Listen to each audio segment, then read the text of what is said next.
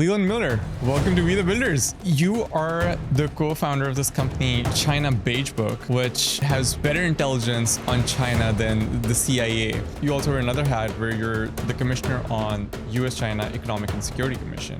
We should do a bit of China 101. What's changed over the last 25 years? So for 20 years, there was this exciting story about China that was just around the corner. There's this idea that, if we just bring China in, then it will open up and it'll be this wonderful market opportunity. And I think as this sort of went along year after year after year, companies started to look at themselves and say, wait a second, we're not making money. We've never made money. And where exactly is this point in the future where we're going to start making money? The China dream never panned out. The other worry is China going to get replaced with another opportunity? Is there a next China? China has control of a lot of supply chains. There's lots and lots of talk about tariffs, but supply chains are so much more important. They go to the core of whether one country has leverage over another country. They can turn it off. If you're talking about some of the most important medications that Americans take, the Chinese control key parts or all of certain supply chains related to those. It's not about whether they do it or not. As long as the threat remains that they could do it, it means that they will have leverage over U.S. policy.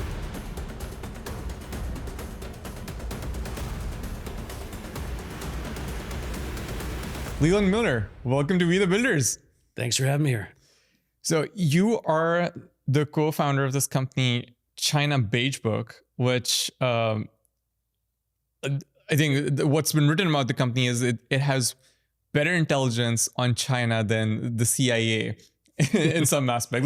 That's what I read off, some articles. And you also wear another hat where you're the commissioner on US-China Economic and Security Commission. And you've been part of the CAC Commission for about 3 years now. Mm-hmm. So you are at the forefront of advising top CEOs, companies on the local landscape in China. You've been doing that for over 12 years now. And you've also been presenting, along with other members of the commission, reports to the Congress and sort of helping them get up to speed with, state of China. Mm-hmm. For my audience, though, I think we should do a bit of China 101. Sure. Which is a lot of people do not, I think, have not spent time in China or do not have the on-the-ground resources to understand China, how it's changed in the last decade. Because I remember around 2012, 13, or even 14, everybody was still moving to Shanghai, even from the West. Mm-hmm. There was huge potential. It was going to be the new Silicon Valley. It was, the world's new industrial capital with a lot of opportunity, and then things started changing. If people have read the book, The Power Law, it discusses the roots of venture capital in China, and a lot of them were seeded by U.S. venture capitalists. Mm-hmm. I think Goldman Sachs was one of the first VCs. Draper was one of the first VCs. Mm-hmm. A lot of them were one of the first VCs in China that really kickstarted that ecosystem. So given that, I would say intro to like the state of China, what's changed over the last 25 years, and what's the state of China? How has it gone from an ally to now, an adversary? Mm-hmm. Where are we at? Well, 25 years ago, no one took China seriously. It was right around the time where China was given, was brought into the WTO. It was given most favored nation trading status. So it was, had an advantage in terms of being able China was opened up to the world. At least the world opened up to China. And I think that it was this idea more than anything else. It was a country of 1 billion plus people, which, the marketing strategy used to be, if every person in China bought 2 eggs, that's 2 billion eggs. And you just multiply that and, extrapolate that, whatever from every single product category. And people got really excited. There was always the Chinese consumer that was right around the corner. So for 20 years, more than 20 years, but say 20 years or so, there was this exciting story about China that was just around the corner, that as, incomes rose and they put communism behind it, and they globalized to the world and opened up it was this enormous market opportunity. Now, on the political side, there was this ridiculous belief that if you just, bring China into the world and give it a big hug, then it would adapt to all the Western norms that we want it to, and maybe become a democracy or become some sort of friendly, capitalist country. Of course, that didn't happen, but the economic side was just as nonsensical. There's this idea that if we just bring China in, then it will open up and it'll be this wonderful market opportunity for Western firms. So every company, and whether it was around the turn of the century or whether it was several years after, eventually got a mandate from its board, like you have to have a China strategy. There's too many people, it's too big an opportunity. You got to go in. So there was an enormous amount of reckless market entry with this idea that let's just get in there and get ensconced and do what the government says. And if we got to give up some IP, we give up some IP. If we need to, make other, give local firms our equity in our companies, whatever it was, we'll make it all back in the long run because, hey, it's China. What a great opportunity. And I think as this sort of went along year after year after year, companies started to look at themselves and say, wait a second, we're not making money. We've never made money. And where exactly is this point in the future where we're going to start making money?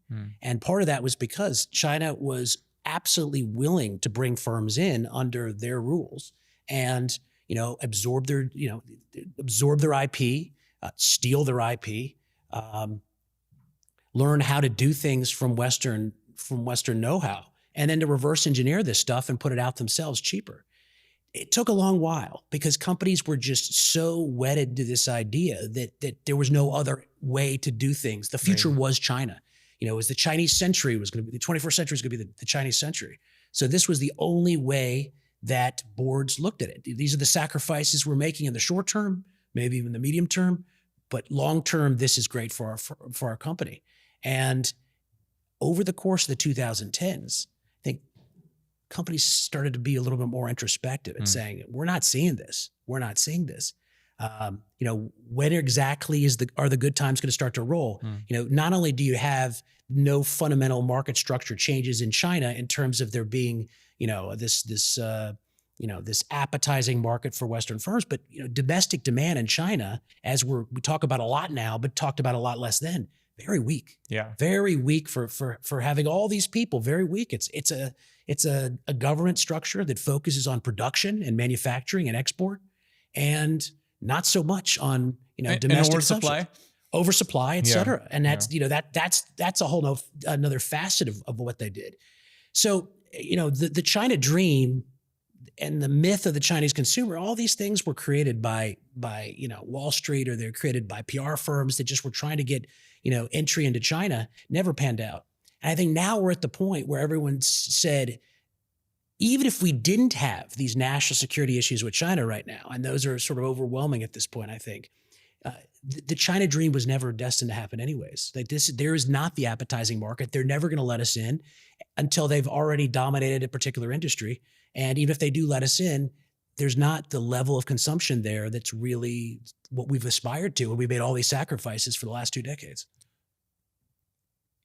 You're absolutely right. And I think from everything from critical technologies to something like rideshare, the model was copied. Uber tried going in China. They went in big. They got caught. They couldn't compete with the government-backed, competitor. They eventually sold internally to the Chinese ride-hailing app. I forget the name. And beyond the 5 or 6 metros that everybody tours and gets to see, nobody actually understands what's going on in China. Like, do you, as a citizen, do you need passport to go from one city to another? Like, what kind of surveillance are you under? How much freedom do you have? And at what point did the Western civilization forget that freedom and capitalism sort of go together? Oh, that's a big question. I mean, so you asked a whole bunch of questions embedded into one, and certainly you can move around China without a passport, but you are basically wedded to a particular region in terms of where you live because you have something called a hukou, which is a residency permit. And this was done so that everyone just couldn't move, into Beijing and then claim an education in Beijing and a medical treatment in Beijing. But it has been a big problem, and so they're trying to reconcile how they deal with some of the internal movements right now. But it's there's no question they're being surveilled. I mean, every camera is out there. The entire society is based on the idea that they're going to be scanning you, facial recognition and otherwise, everywhere you go. And the government wants that. They want to surveil their populace. Are we borrowing some of that? Like TSA also takes pictures of me now at the airports. Look, I mean, facial recognition is a part of where we're going in this. I mean, whether it's fingerprint scans or eye scans or other things, but there's an extreme take in China and other authoritarian countries. I mean, you can't go anywhere without things being scanned. So there's a difference between using technology for identification, even in ways that maybe tramp a little bit on your privacy, and there's a little bit of pushback.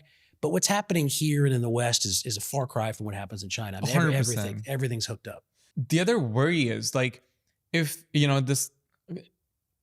we're blindsided, the West was blindsided by the China opportunity, right? Is China going to get replaced with another opportunity? Is there a next China? India would love to be the next China, but it can't get out of its own way. Yeah. So I look. Or have we learned our lesson? We don't ever learn our lessons. I mean, whenever we don't learn our lessons traditionally. I mean, I think the idea behind China was it was this one-stop shop, which would be able to produce things for cheaper, which meant that we could produce cheaper. We could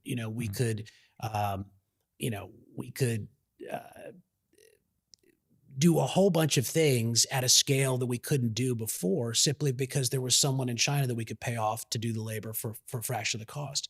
That was beautiful while we thought the world was all coming together and coalescing. But again, the issue here is that there are national security considerations that we just ignored along the way. And we're at a point right now, and this is relatively recent, that I think folks not just in DC and the national security community, but broadly speaking, are looking at this and looking at the U.S.-China relationship and saying, wait a second, China sure seems to control a lot of these supply chains. Like how much do they control? What do they control? How significant is it? How quickly could we de-risk if we wanted to? Now, those questions have been asked for years, but almost nobody was doing anything on them. And suddenly it got people very nervous this year when critical minerals and rare earths popped into the conversation because China decided to weaponize these. China has control of a lot of supply chains. It has been an explicit goal of the Chinese government to take control of as many high-value supply chains as possible for years. And we just sort of said, this is inconvenient to us to deal with this. We don't want the data on it. We don't want the transparency. We don't want to pressure our corporates because then they'll complain and they'll either lobby back at us or their earnings will go down. And then you have to deal with that as a politician. So we just sort of turned a blind eye on China's control of supply chains. There's lots and lots of talk about tariffs and trade issues and all kinds of other things, but supply chains are so much more important. They go to the core of whether one country has leverage over another country. They can turn it off. So what does China control in terms of supply chains? When I put my U.S.-China commissioner hat back on, I can talk about the hearing we had a year ago, which was on Beijing's efforts to weaponize certain supply chains. We had started this hearing before the critical minerals and rare earth magnet. We started the preparations for this before that issue went big and started becoming a household issue that people were discussing at the dinner table. But we wanted to get past that particular issue because that issue was something that was being handled, it was being looked at by a lot of people. What are the next things that Beijing could weaponize? And we talked about printed circuit boards, pharmaceuticals is a huge one, foundational semiconductors. There's a lot of different things in which China is creating leverage by controlling certain supply chains. And the pharmaceutical stuff stood out the most because if you're talking about some of the most important medications that Americans take, heparin, antibiotics, insulin, the Chinese control key parts or all of certain supply chains related to those. And so it's, you don't have to just talk about a kinetic situation where it looks like, we're going to war in the Taiwan Strait, South China Sea with China. And all of a sudden, they turn off the switch on our ability to produce medicine, to give medicine to our own people or our troops. When we started doing the research for the hearing, we had access to all kinds of sources. I mean, we have access to classified sources, we have access to non-classified sources. We brought in experts from the think tank world. We brought experts from industry, and we said, what is the problem here? Who's mapped out the supply chain? Who knows the vulnerabilities? And the very sad result of that was we realized there is no one. The government hasn't done it. Industry hasn't done it. And so we have no IG. We know our supply chain vulnerabilities are significant. We know where most of them are. We don't know how significant they are because we've never been willing to press companies to do this. Right. And as a result, it's very, very scary to do research in this area because what you realize is that we have been burying our heads in the sand because we think that reordering this, to getting supply chain mapping to figure out how to avoid these national security issues, it's easier to avoid than deal with the problem. And as a result, we have given Beijing enormous leverage over our day-to-day life. And we're still not doing enough about it. But for the first time ever, we're starting to talk about the problem. China's dependence on the US, which doesn't, I guess, get highlighted as much. When the US started outsourcing some of the supply chains to China, one would argue that majority of China's, trade depended on the US. Now fast forward to 2026, I would imagine US is still the largest trading partner, if not by the same proportion, but still the largest trading partner China has. So they also have a lot at stake. Would you agree with that? Yeah, I mean, so the idea of decoupling, in its most extreme sense, where the two countries say, we don't want to have anything to do with each other, we're going to go our separate ways. That is inconceivable, except in, the most scary wartime scenario where you had to have a clean break.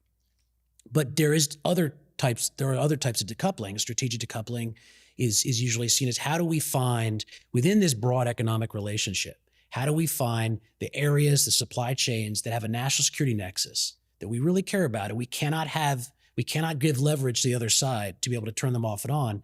How do we de-risk? How do we bring them away from China? And how do we either reshore these things, or in more cases than not, friendshore them with allies and partners, so that we have a bigger universe of a protected, more resilient supply chain.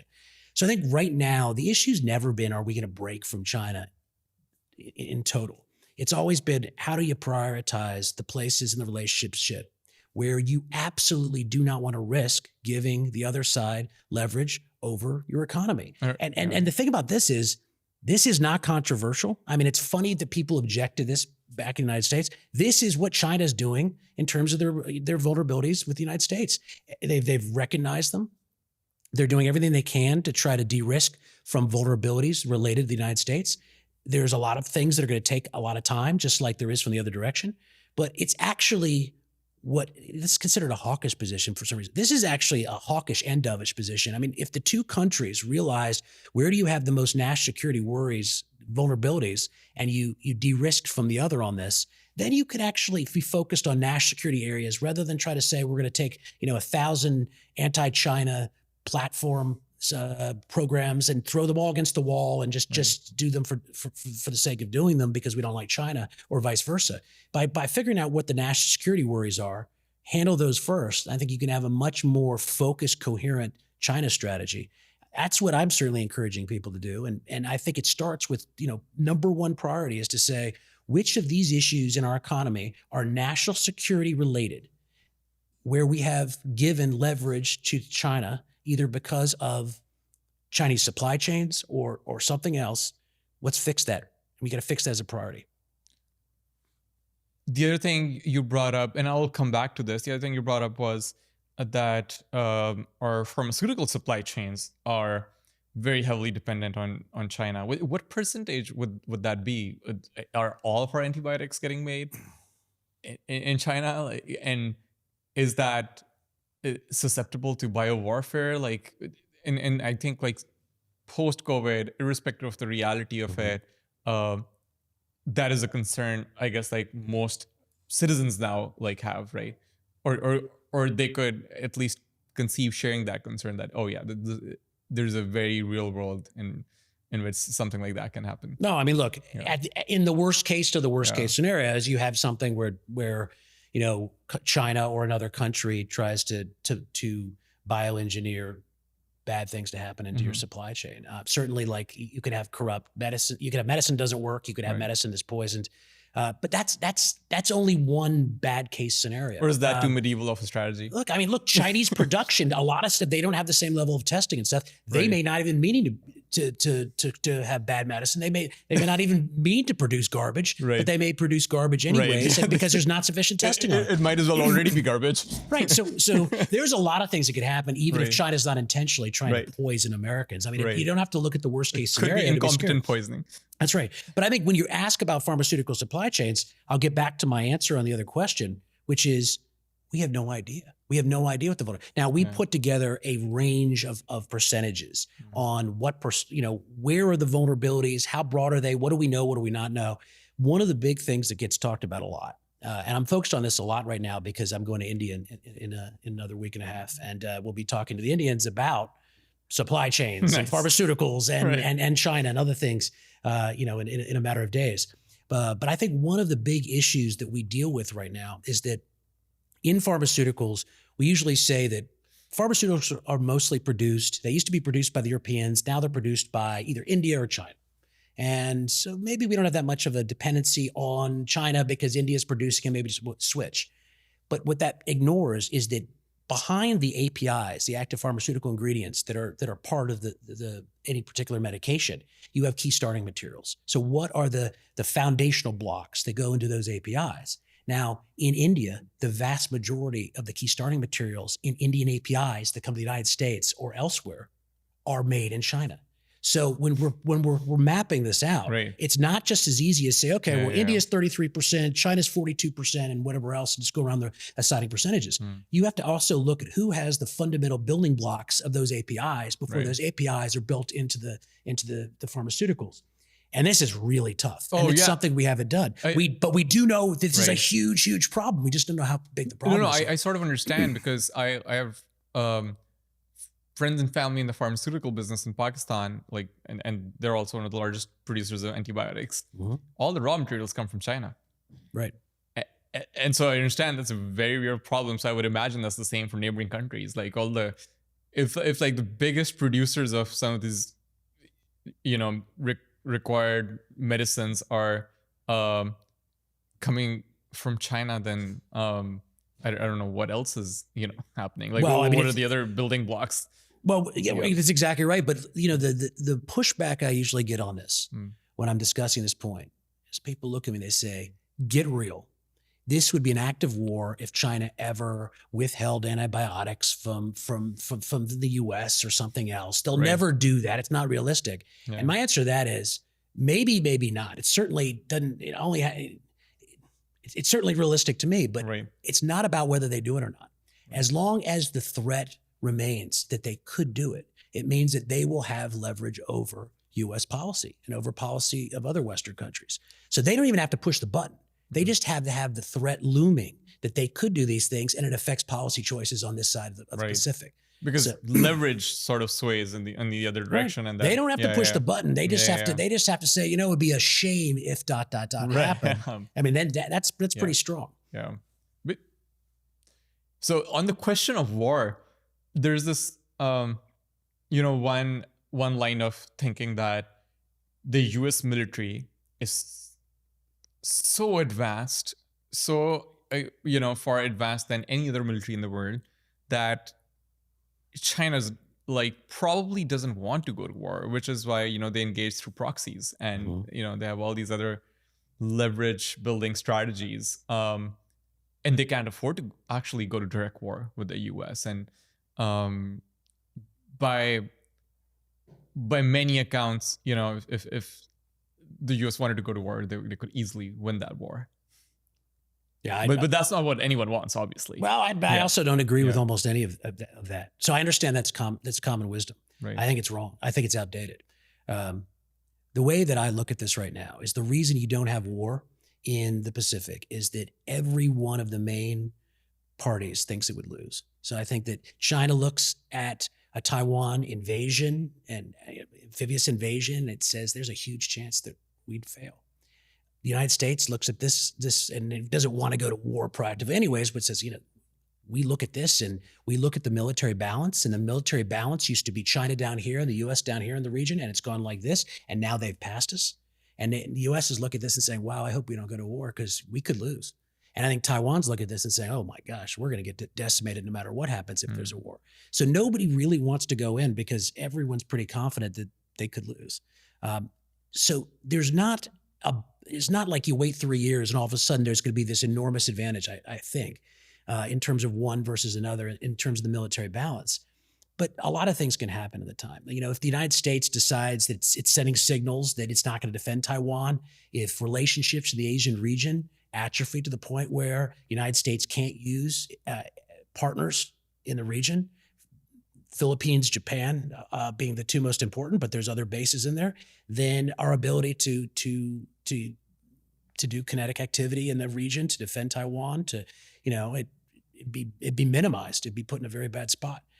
If we signaled that we maybe didn't care, and Xi Jinping took the wrong, or whoever's after Xi Jinping took the wrong hint from that and tried to go in because it was a miscalculation, that could be a problem. If the Chinese were able to do something so quickly that we couldn't get our forces all the way across the Pacific, it's going to take a while. In some cases, right. If we're distracted in other theaters, this is the issue that comes up right now. Yeah. Right now we are very active around the world, and we're using up a lot of munitions that we're supposedly saving for an Asian contingency. Right. All these are things that feed into whether one side thinks they have an advantage or not in a kinetic confrontation. So I think that, do I think war is imminent? No, I don't think so. But I think that within a 5-year time period, I think that markets and policymakers are much too,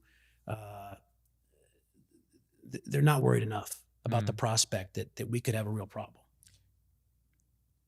So you mentioned that for folks who might be listening, that the Chinese and American militaries are almost, neck to neck in terms of where they stand now. And whereas, the difference was night and day, maybe like 15 years ago, right? But then the other argument is that, well, how tested is that military strength, and then what's the quality of the technology that like the Chinese have built versus what the Americans have built, right?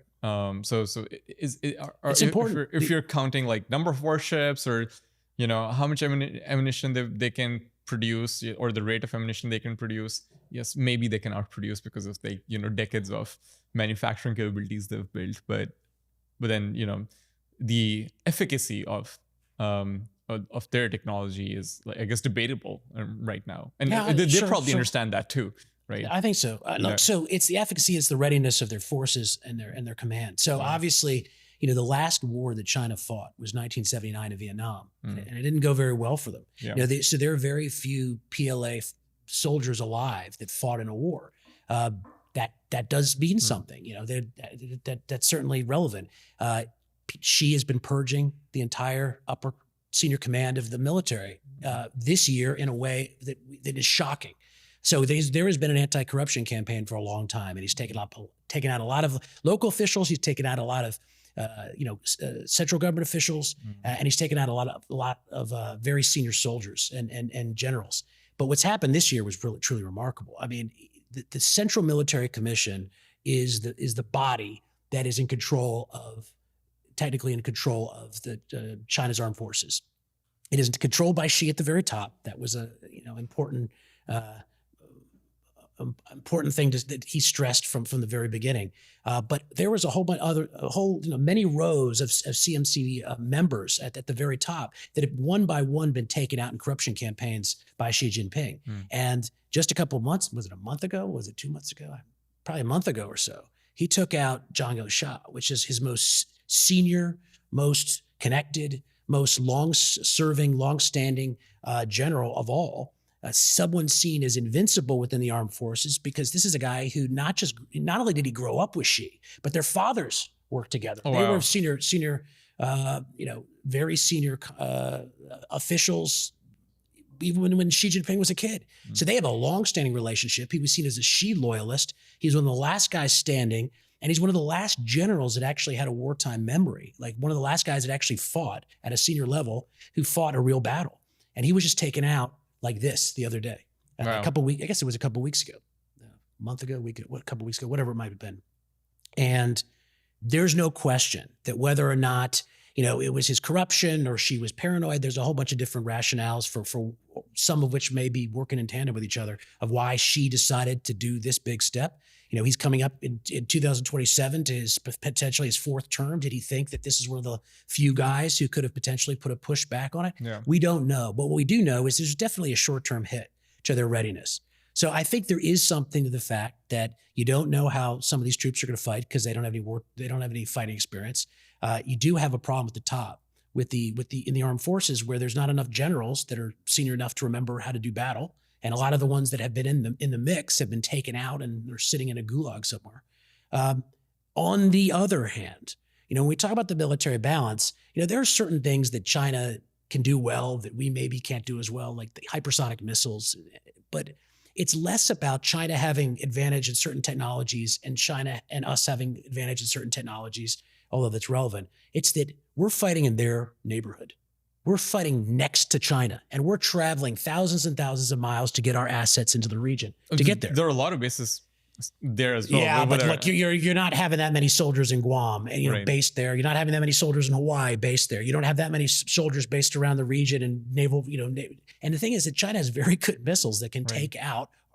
take out boats, carriers. But China is arguably, with the exception of maybe Russia and Iran, surrounded by adversaries and American allies. You have South Korea, you have Japan, you have. And not one of those do I think, with the exception of possibly Japan, do I think that China spends much time worrying about their fighting efficacy. Right. Now, the Philippines, for instance, they don't scare China one whit, but they are very important because if the United States uses the Philippines as the base, which it is already in some ways doing, Right. then that is a huge advantage in the region for the United States. But in terms of them being worried that Korea is going to turn their guns on China or someone else, I don't think that they spend much time thinking about it. Japan's different. Yeah. Japan has the capabilities and Japan's in the neighborhood. So I think Japan falls a different bucket. But I think overall, what China's trying to do is create so many missiles that you're just not going to be able to get boats or anyone close to the area, or you're going to get your carriers taken out. You're not going to be able to fly your planes because they're going to have carriers are going to be so far back. They're just going to make it cost prohibitive for the United States to intervene. Now that ignores, of course, what has been described as this warscape scenario, where if China did invade Taiwan, we'd see 1 billion drones go in one direction, and then the counter drones would come the other direction, and they'd fight in the sky, they'd fight underwater, whatever they might do. So you'd have that. That muddies the situation. But eventually, you're going to need, if you're China, you're going to need to put troops on the island to take it over. And so whether or not the drones fight it out for 5 minutes or 5 days, eventually you're going to move into troops. And the question is, what can the United States do there? And how close can it get without being susceptible to those missiles? Right. When you really sit down and do the war games, it gets real scary real quick. Really scary, really quick. Well, another potential ally in the region is Pakistan, which sort of plays both sides. And maybe, they buy weapons from China, test them, report back to the US, who knows? And also like do weapons and arms deals with the US. Historically, in the Russia war, they sided with the US. With China is a very complicated sort of situation. China and Pakistan are pretty close, but even if Pakistan's not useful for China's China, nobody's friend, and I don't think Pakistan is under any illusion. Well, but we would be more likely to need Indian support, and I don't think India would intervene India would in probably that. be neutral. It's too much to lose. They were potentially useful in a secondary capacity outside the region, but we're certainly not going to be cavorting with Pakistan in any way. Even if they were willing to separate themselves in some material way from China, we're not going to be flirting with them in a way that it's going to antagonize India and cause other problems. So I don't think Pakistan will be that relevant to this. But again, just grab a map. Anybody watching this, you just Google map of Pacific and see how far U.S. forces have to travel to what is China's backyard, and it's everything there. They have been preparing for this conflict that is 100 miles or less away from their shores. Now, if they're shooting missiles over to Guam, it's farther and But look, this is the enormous advantage to China if we do get into a kinetic confrontation. All right. So well, I guess like the war situation is very complicated and is not just entirely dependent on the competence and like technological advancement of either militaries. It's just the on-ground situation is I guess like more complicated. We'll come back to the technology part of the conversation, and you mentioned that in our pre-chat that China's focus on biotech is a little under-discussed and potentially a threat. Well, what do you mean by that, and how is it a threat? Well, I get the question a lot, particularly in Congress from members. And what are they spending money on? Right. Well, this is where I'm going. Yeah. What should we be focused on? And my answer is Xi Jinping gave us the playbook. He created something called Made in China 2025 back in 2015 and said, we, China, have not won the first industrial revolution, the second or the third, but the fourth industrial revolution is coming, and we're going to win this one. And we're going to win it through this advanced technology, starting with AI, but AI, quantum, biotech, robotics, battery power stuff. There's a whole list of things, space, hypersonics, et cetera. This is the fourth industrial revolution. Who wins this will control the world, have technological primacy, and we're going to put everything we can into that. Now, usually where I go next is that explaining the dynamics of China's economy under Xi Jinping have changed totally dramatically from the way it was run before. There used to be this focus on general growth, growth for growth's sake, high GDP numbers. Now, Xi Jinping doesn't care. He's letting the economy writ large languish in a lot of ways, but he's really focused on a subset of that economy that he cares about because it has a national security nexus, and that is the advanced technology and advanced manufacturing sectors of Made in China 2025. So when we're worrying about like what do we have to be looking at, like what is China a biggest threat at? What commercially a problem, but militarily potential adversary. It's Made in China 2025. It's advanced technology. It keeps coming back to that. So I think that in the areas of Made in China 2025, we really need to be watching their progress and figuring out how we can make sure that a government that's not run, an economy that's not run by private companies, it's private companies and state companies with the backing of the central government, that our guys aren't swamped, that we don't lose this competition. Which is why there's this talk of reindustrialization and using other tools in order to ring fence the economy from reindustrialization. Possibly isn't going to happen overnight. It would need some sort of a World War II or a nationally coordinated effort where all resources are going into it, like over a 5-year period for something to dramatically change. True, but there are gradations of this. So on the distant most difficult tasks, it's shipbuilding. I mean, we are so far behind the Chinese in shipbuilding, it's not even possible. There is no overnight solution. We're starting to do some of things, but man, we aren't doing much and we're not doing it fast enough. Right. That is a long-term haul. Chips are sort of different. Now, I've even been pretty optimistic at what I've seen in terms of bring home some of the chip production. Now, there's pros and cons in doing some of this, of course, and a lot of it's throwing money and at the problem and hoping some of it sticks. But we have been able to bring home and create a lot of advanced manufacturing and advanced chip making. Are you referring plants. to the TSMC Nevada? TSMC. There's some good stuff with domestic companies like Micron. There's other Taiwanese companies in there. There is a broad ecosystem building up of advanced chips being produced in the United States. Now, will it satisfy all our needs in the near future? Absolutely not. But what we've been able to do on that has been pretty impressive, all things considered. So some things could be done in a number of years. Other things may take close to decades, hopefully not.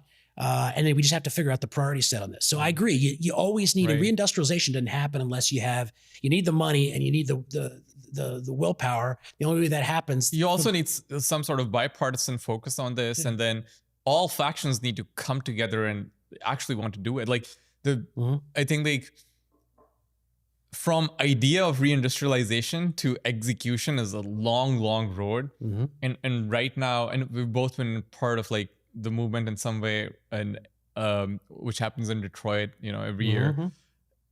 how much of that is translating through either private capital, through venture, PE, being deployed, or incentives shifting from the government side, well, I don't know, remains to be seen.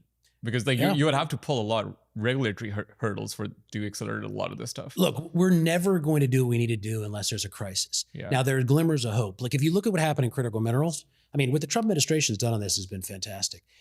Now granted, I didn't take it serious enough at the beginning, even though there were many people who were in the White House, including myself, saying, look, they are going to weaponize this. Are you ready? No, they weren't ready. But when senior people in the White House and the president himself sort of saw this less as this, esoteric supply chain issue and more as an issue the Chinese are using in order to screw with our trade policy, then there was a little light bulb that went off and said, no, now we're gonna do some big things. They built on some of the stuff the Biden administration did on supply chains, but on critical minerals, the Pentagon and others rushed straight into the fray. And what they basically said is, we're not just going to go out there and buy stuff. We're going to take equity stakes in companies and we're going to set price floors. Because what the way the Chinese have crippled us for the last couple of decades has been not just controlling in some sort of distant way, rare earths. What they've been doing is that when we'd set something up like Mountain Pass in California, they would use their control of supply chains and control of the vast majority of rare earth production to flood the market. Then prices would crash. The Mountain Pass went bankrupt. It's gone bankrupt several times. And none of these entities were ever viable. So then you'd have this entity in bankruptcy until the next time you had supply chain or rare earth prices go up. And then someone would step in the fray and just, rinse and repeat. What people finally figured out is that you have to make these things, which have what are the key words here? The term of the day, national security nexus. When these industries have a national security nexus, then you can't make them subject to the ebbs and flows of supply and demand because the Chinese control the supply and or some other adversary might. So what you do is you have to set a price floor and say, we're going to backstop your production going forward. And in return for that, you're going to have orders. This is going to be economical for you. Go all in and use that money then and as part of the bargain to create the processing. Because again, with critical minerals, it's not just sourcing rare earths around the world. We can do that relatively easy. We've got rare earths here, and it's processing. And the Chinese have almost all the global processing because we've never built up that capacity. So by creating this cycle and the price floors being the key part, not the equity stakes, the price floor is the key. Right. We've really hit this program running at at 60, 70, 80 miles an hour. It's been amazing what the progress we've been doing. Yeah. But the problem is that this is only just one of the sectors we should be attacking. Right. And this is the only one that has real attention right now, other than maybe pharmaceuticals. Because there was a crisis. There's a crisis. But you're exactly right. Yeah. Without a crisis, how do you get political capital to do these things? No, I observed myself in some of these critical mining companies have gotten incentives both from the government, have attracted private funding, and those are usually a function of each other in certain sectors. But then there are a lot of other areas. Energy is also getting a lot of attention. I think the current administration has probably acted swiftly to support private companies in the space. There's a lot of private capital going behind them as well. But let me cut in there, because I think that if the question that we're laying out there is, how can we fix this problem in a better way? The answer is not just too bad. And it's not wait for the next crisis, although that is one possibility, which the United States is really good at doing. I think the issue is how do you get people's focus earlier? And I think one of the things this administration needs more than anything else is an economic security strategy. I am not confident it'll necessarily happen. I've had a lot of conversations about it, but I think that the way that you get people's attention on this is to stop having these issues pop up ad hoc. What you have to say is, look, we've got a national security strategy. We got a national defense strategy. What do we need? We need an economic security strategy for the United States. What do you mean by that? Well, I'm saying that, Europe, Japan, a lot of other places have economic security strategy where they say this is economic security is national security. What is the one phrase that I could think of? I think is the only phrase, period, where both the Biden administration used it as a bumper sticker and the Trump administration did too. Economic security is national security. And if you have an economic security strategy, you could say, this is what we need to do and keep our economy safe. And obviously with the Trump administration, you're going to start with trade policy, and you're going to have your version of whatever you think the most appropriate thing is. The president obviously feels very strongly about certain things. But there's other aspects of this were really important. If you get to write the strategy, I'm sure you had some time to think about this. If you had a 5-point, agenda or master plan, or a 10-point agenda master plan, what does that entail? I told him I could write it in a weekend. Look, trade, number one, get trade right. 2, export control policy. Understand that ring fencing advanced technology from our adversaries is incredibly important. It's not just running faster, you got to play defense too. And that's a huge thing, huge debate topic with China right now, but export control policy too. 3, investment restrictions. There are, and you mentioned some of them earlier in our pre-chat, how many instances are there where U.S. capital or U.S. expertise is going to our adversaries, going to China, for instance, in order to build up their industries that are either going to be competing with us or arming, or part of the military that's going to be killing our soldiers. There's just not enough of an appreciation. We should not have American capital going in that direction. Number 4, supply chain resilience. So if you want to focus on the problem here, then you say critical minerals is not the issue. It's supply chain resilience. What are those issues under supply chain resilience? How do you de-risk supply chains? Well, 1, you need to make sure you have an economic security architecture with allies and partners. And 2, you need to identify the issues that are most pressing. There's nothing more pressing now that we've sort of dealt with critical minerals than pharmaceuticals. Pharmaceuticals should be, national security, national economic security priority number 1. But there's someone that come after that as well. And you have supply chain resilience number 4, and I think number 5 would be reindustrialization. Fix the defense base, fix the manufacturing base. 1, because we need that for economic reasons. But 2, if we do get in a war, we don't want to wait several years building it back up the way we did in World War II. Yeah. We want to, and we're much farther behind the 8 ball than now than we were in World War II. In what way? Well, China's manufacturing base is enormous. If they are the adversary that in World War III, I hope not. I certainly do not wish that. But what you don't wish your way away from wars. You prepare your way away from wars. So I think that if you're looking at adversaries that like Russia, which is built up, and China, which is extremely built up, then you have to have a manufacturing base that can compete, because we're going to have to crunch out ships and submarines and munitions and tanks and anything else, or you have to have the capacity to do that so that they're looking over here at our manufacturing landscape and saying, wait a second, this could go on for a while. Do we really want to get in this fight? Right. So if you don't have a manufacturing base and a defense industrial base, which is already ready to go, then you're not disincentivizing anybody from a quick strike start of a war. So you got to really think these through. But I just gave you 5 bullet points. And look, you could quibble on one or another.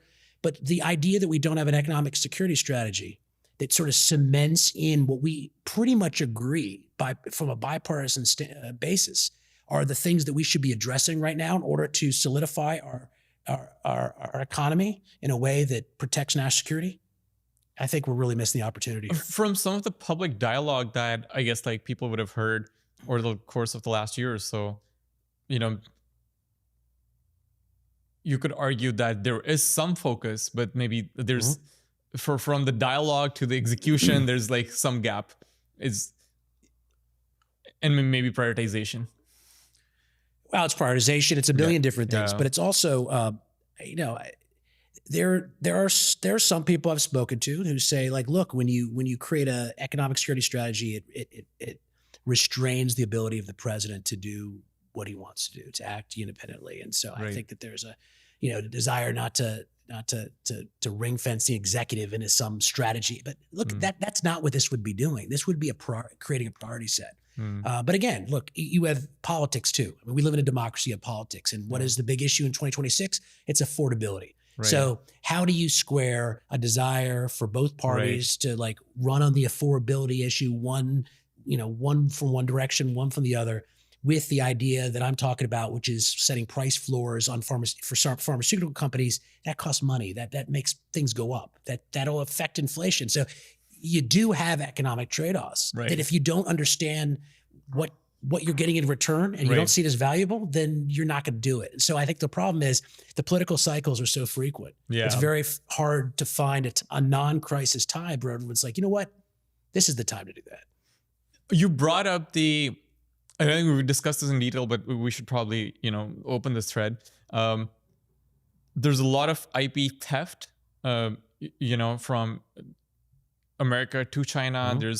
But this goes way deeper than we could probably imagine. And as we're recording this in February of 2026, I think yesterday or 2 days ago, Anthropic, one of the 3 or 4 major AI LLM labs, announced that DeepSeek and 2 or 3 other Chinese companies are training off of Claude and have like 20,000 or something clones out there that are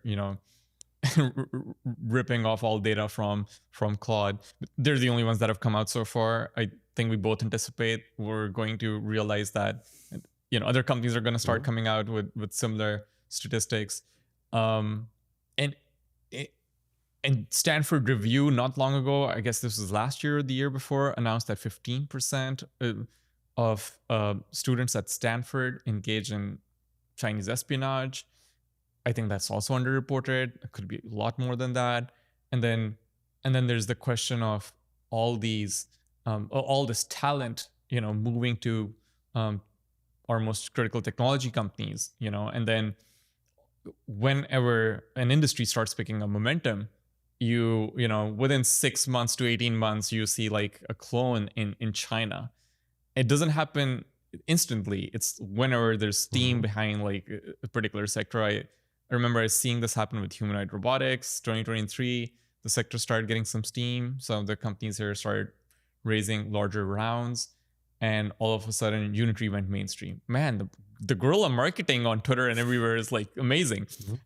The reality is, I don't know. I've never ordered Unity, never used Unity, never seen anyone order it or use it.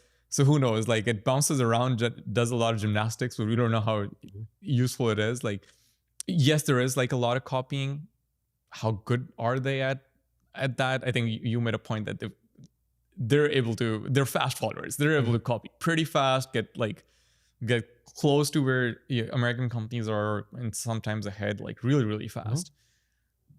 How do you, as part of an economic security strategy or a national strategy, tackle that? That is like goes so deep, and I guess like it's probably hard to root out in a free society. It's like probably hard to root out the causes. True, but look, what an economic security strategy does is it creates a list and a set of priorities. And so, what are those things? You mentioned a whole bunch of different issues that have overlapping problems with it. So, what is one? Well, some of the DeepSeek stuff. A U.S. official just said yesterday that one of the problems here is that while the Chinese are definitely going to claim that they use their own chips to produce it, these were actually done via stolen Blackwells. So you have export control policy, which doesn't work well enough right now because people aren't serious enough about it, which is allowing the Chinese to get hold of these advanced chips, which are much, much, much, much more powerful than anything that they can produce domestically. And then they're claiming their own successes on their own chips. It's nonsense. So I'm pretty sure that was, pillar number 2 that I talked about, export control policy. What would be another thing? Immigration. This is a super difficult topic. An economic security platform should probably have some sort of narrative on immigration, but this is really troubling because this is the hardest of all. You have a situation where I've spoken to lots of different people who run these tech companies privately, and it's basically, look, yes, this stuff immediately gets back to China. But if we didn't have the people there, most of whom are Chinese, then we were going to be able to do the work in the first place. So what comes first, chicken, egg? I think the problem here is that we have a system right now, which is welcoming to bring in Chinese and students, et cetera, as STEM graduates, and then we send them home. So what is the worst case scenario? I mean, let's just take emotion out of this completely. The worst thing to possibly do was to take in as many people in and then not let them work here and then send them back out. So I think we need to have a really big political discussion about how we deal with some of the, Chinese students coming in and studying STEM fields. But to the extent that they're coming in and they're going back home and helping build up China's technological base, this is an unalloyed fail. I mean, very fail. Just as of last month from, Department of State, there was a immigration pause on about 80 countries that did not include China, that probably engages in which is your number one adversary, engages in the highest percentage of espionage and IP theft. And yet, if there's any level of seriousness, it hasn't translated into action. No, that's. I think that How is that possible? Like you see that it's happening, and then there's no action. We know why it's possible, because companies don't want to deal with this, because how do you upend their business model? Some of their top workers, a huge chunk of their top workers. There's no slow transition here. There's no slow. You have to rip off the Band-Aid. And what happened? You see the desire to not call China out, because people have other big picture desires of what to do with China. China's still a great opportunity, yeah. Just China, right? So companies, they want to drag their feet, and maybe politicians who have something they want from China right now, they drag their feet. This is the age-old problem with China. Yeah. It's not that if in our heart of hearts we don't know what many of the challenges are. It's that we don't want to do anything tough to get there. And you mentioned like the Blackwell chips still being used by Chinese AI companies, right? Not long before they start replicating those chips.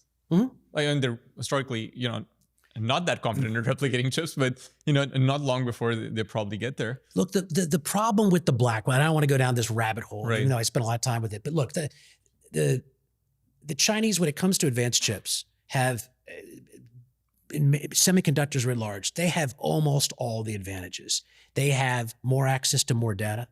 They have a larger workforce. They have a more skilled workforce available. They have, they have electricity. They enormous amount of electricity. We're already running into constraints here. They have enormous ability to give all the subsidized electricity. What's their big problem? What is their disadvantage? What is the thing holding them back? It's compute.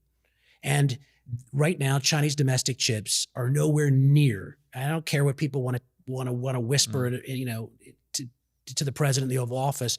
Chinese chips or domestically produced chips are nowhere near as good as U.S. produced chips. They're not even in the same hemisphere. Yeah. So if we're giving those, we're eliminating our one gauntlet. And they do have a problem here, because as long as they don't have advanced lithography, so the EUV lithography at the very top, China's not allowed access to. And without that, it is very hard to see how they will catch up. So you have a domestic chip making environment in China, which the government is worried as hell about. So they're throwing hundreds of billions of dollars towards producing more. And they've got all these advantages, and they can just snap their fingers and there are no privacy concerns with the data. Look at the data. Yeah. They've got access to the electricity. They've got and power generation. They've got access to way more STEM talent than we do in the workforce. They have these turnkey provinces that can go build whatever they want. Yeah. They can do so. They have all these advantages. What's holding them back? The fact that they can't build these chips. So if we give them the chips as part of some cockamamie, argument that we're then going to addict them to the U.S. stack in a way that they won't suddenly make these advances themselves and then jump off the U.S. stack. Look, I just don't think that it's a credible explanation. So right now, I think there's a lot of money involved in this. There are a lot of semiconductor. You want to shock yourself. You're listening to this. Go out there and Google semiconductor company market share China. It is amazing how much money comes from China at all these firms that are supposed to be, U.S. national champions. And if you want to know why our export control policy is not as good as it should be, it's because there's money involved in making sure that capital funnel doesn't slow down too much. And so that's really what's holding back our policy right now. According to Gemini, it's about 16% according to a 2024-25 survey. Well, I can also tell you go company by company, and you're going to get U.S. chip companies with 60% market share, over 60% market share in China. Others are less. Others 30, 40, 50, 20. Like, you're talking about a lot of money that they're getting from the Chinese market. So the question is, so this is a question of incentives, right? Because what they're doing is behind closed doors, or their lobbyists are doing. They're saying, you know what? We can't stop selling to China. And they'll use this argument that it's related to. The Chinese EV market is dependent on the same chips. Right. Well, a lot of things are. But software on vehicles, a lot of things. The public argument is always going to be one thing, but at the end of the day, these companies will say publicly, like, oh no, we need this money because we reinvest in R&D and we invest in our workers, and everyone's going to be so much worse off if we ever stop selling to the Chinese. Well, there's a flip side of that. Like, you are creating the technological base for potential adversary. So figure out how to balance that out. Yeah. But the way you don't balance that out is by giving them close to our best stuff, Yeah. which is the one place in the entire toolbox Yeah. that the Chinese are very disadvantaged on. What is the one thing they cannot overcome right now? Yeah. And we're going to give it to them. That's a hard national security argument to make. Yeah. Yeah. No, I think Something to think about. that is, yeah, that's shocking. And yet I think a year from now we'll probably continue the same debate. Which is what I think that right now that there's a huge debate within the administration. There's a broader debate in industry about, what are the right parameters of this, what are the right policy. And I think right now policy is in a certain place. A year from now, we'll be asking the same questions, but we may be in a totally different place. So it'll be interesting to see the way this debate goes. As you talk about China's disadvantages, you bring up chip production being one of the number one disadvantages there. In one of our conversations, something that came up was China's food and ag problem, because they've converted most of our agricultural workers into factory builders, and industrial workers, and this question of have they emptied all the fishing, all the fish in the seas nearby, and then that's part of their expansive ambitions in the South China Sea come from, it's literally just the need for food.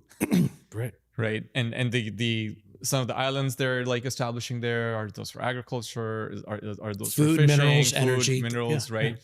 So I think that's probably that's on their list of, I guess, self-destruct, on how China could self-destruct. If you were to I guess rank on that list, it's food and ag, number one, number two, where. So, I mean, food production is tricky. Technological advances continue, but one of China's vulnerabilities, one of the vulnerabilities it sees in itself, and it influences the way that China views the world, is that China imports really key commodities. So it imports most food, it imports most energy. So, what did Japan in World War II? I mean, what drove it to bad decisions? It was this worry that it didn't have enough access to food and energy. Yeah. I think that when you're China, are they worried? Is it worried it can't feed itself?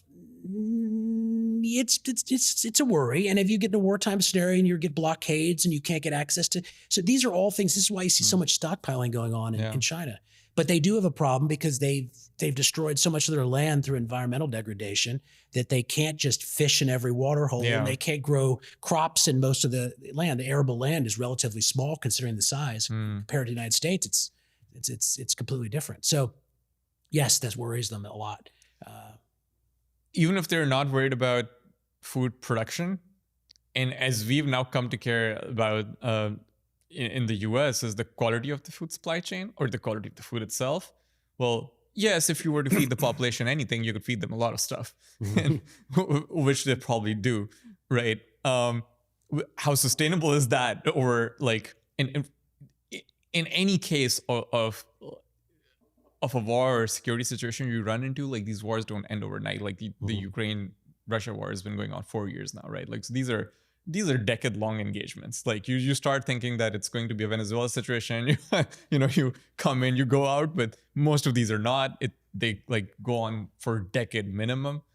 In that scenario, that's a huge security loophole. You get sanctioned left, right, and center. And if it's an Iran sort of situation on food and ag with China, then keep in mind though, if we go to anywhere near that level, and then of course this goes through the minds of everybody in Beijing, because this is one of the top vulnerabilities is their import of food and energy. But you start threatening China on those levels, it's an act of war. Yeah, no, so in order to get there, it takes a while. But if you get that to that level, you better have your warships ready. But I would I would just suggest that maybe that's the conversation when, to reference our earlier conversation where you said when the conversation from China is maybe I think what were the point one of the points we were discussing around supply chain, where it would be bad if we were to cut off like all these materials, and then I guess the response to that is,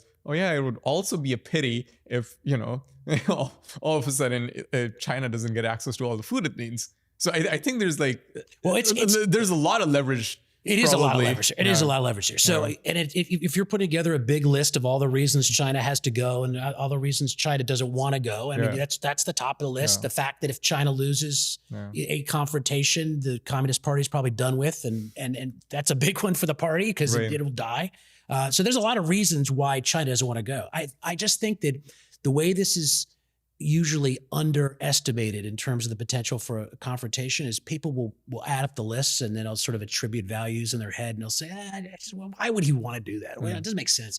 Look, at the end of the day, if he thinks he wants to go, and this is not even if China wants to go. It's not even if the Chinese government wants to go. If Xi Jinping wants to go, they go. And the thing about this is, why would he want to do that? Who knows? But you could talk about it from the nationalistic standpoint. It would be the way they view Taiwan, and I have great affection for Taiwan. I did my graduate school language training there with Mandarin and other things. But they look at Taiwan as we would look at Texas. I mean, it's almost it's an imperfect. It's a comparison, but basically, if Texas went and defected to someone else, and the Chinese were there flirting with it, would blood run hot in America? Sure it would. Would we do things that are maybe, not necessarily that are more emotionally guided than anything else? Maybe. Right. So you have to look at it. It's such an issue that transcends almost any other issue. Probably goes beyond that. It probably goes to their inner, well, you're dealing with an irrational operator. So like, I don't think we can justify any of it, but, or would be able to predict any of it, but probably they've had these expansive ambitions. It's probably, goes back to the Mao era where they believe they're just this fallen empire that needs to get its place back in the world, in the universe. And I'm just reminded, I was like watching some of the stuff was on my flight here. And you mentioned that, how Xi Jinping is sort of taking out most of his trusted lieutenants, and it resembles a lot of the paranoia that Mao had in his era. Very similar. It's very similar. Like I think like once you go beyond 10 years, there's any like authoritarian leader is going to develop the same paranoia, and they're going to start doubting their like most trusted lieutenants, and of course there's corruption, like because they've gained a certain place, and they probably use that to their advantages, but that cycle is going to play out, I think, in a very similar way as well. But keep in mind the point you just sort of made indirectly is that when we're talking about whether China invades Taiwan, we're not talking about whether China makes a collective decision on whether it's a good idea. We're not even talking about whether the Chinese government is. At this point, Xi Jinping runs that government. It's if Xi Jinping wants to go in for whatever is in his head on that particular day. Did he hear something from somebody? Did he get a signal from the United States or someone else that made him think in a certain way? Is he scared for his own survival? Right.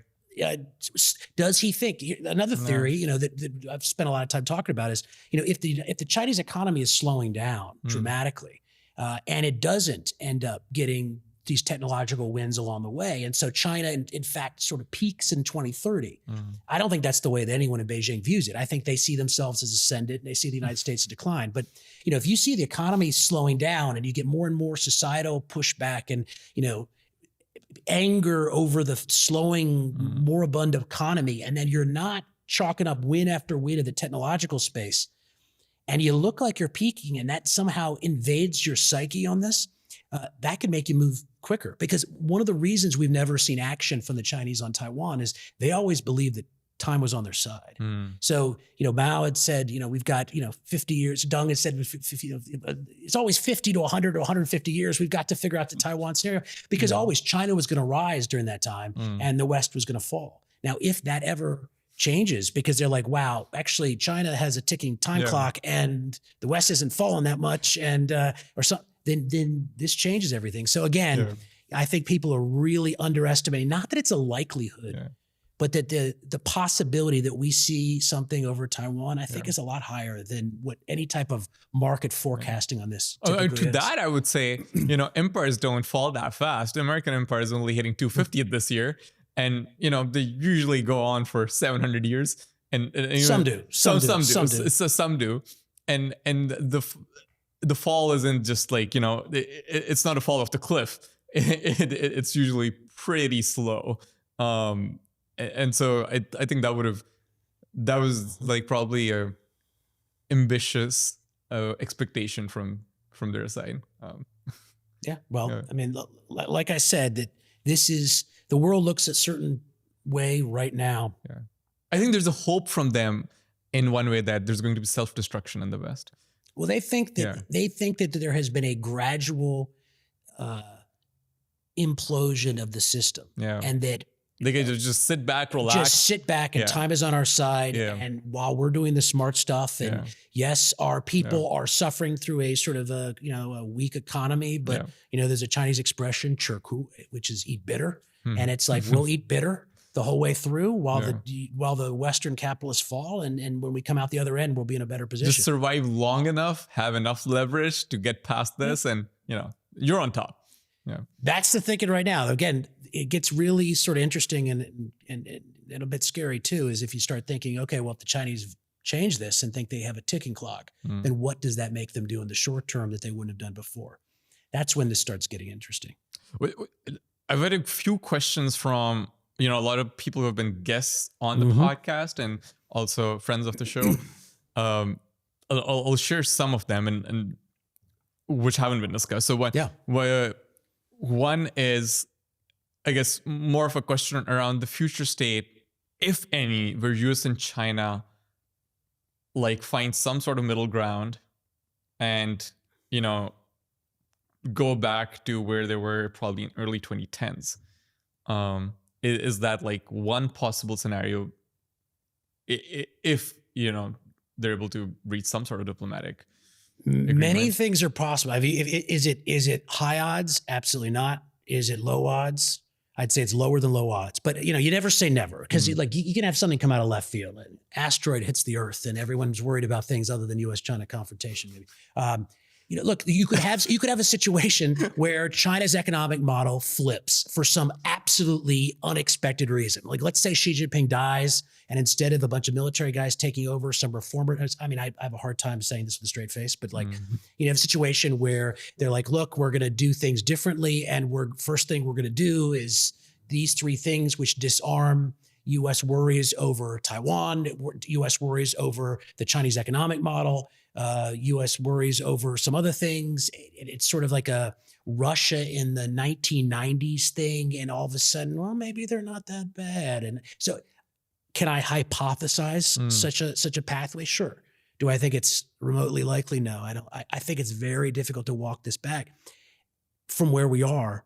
The problem is that what is the thing that is offending the sensibilities? Like, let's forget about the geopolitics of Taiwan and the South China Sea and our allies in Asia. Like, what is the economic thing that's just frustrating the hell out of the United States, but also Europe, but also Brazil, but also Latin America writ large and Africa? The whole world is angry about the Chinese imbalanced economic model, because for all the talk that we have about how China drives global growth, China doesn't drive global growth. They're the opposite. Because you don't drive global growth through high GDP prints. You drive global growth through imports, consumption.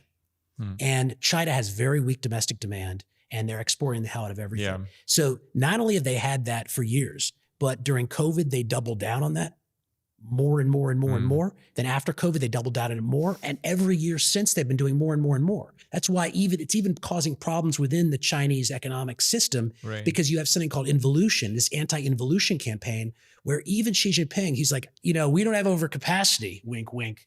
But we do have this problem where we have too much competition, but we're not going to call it overcapacity.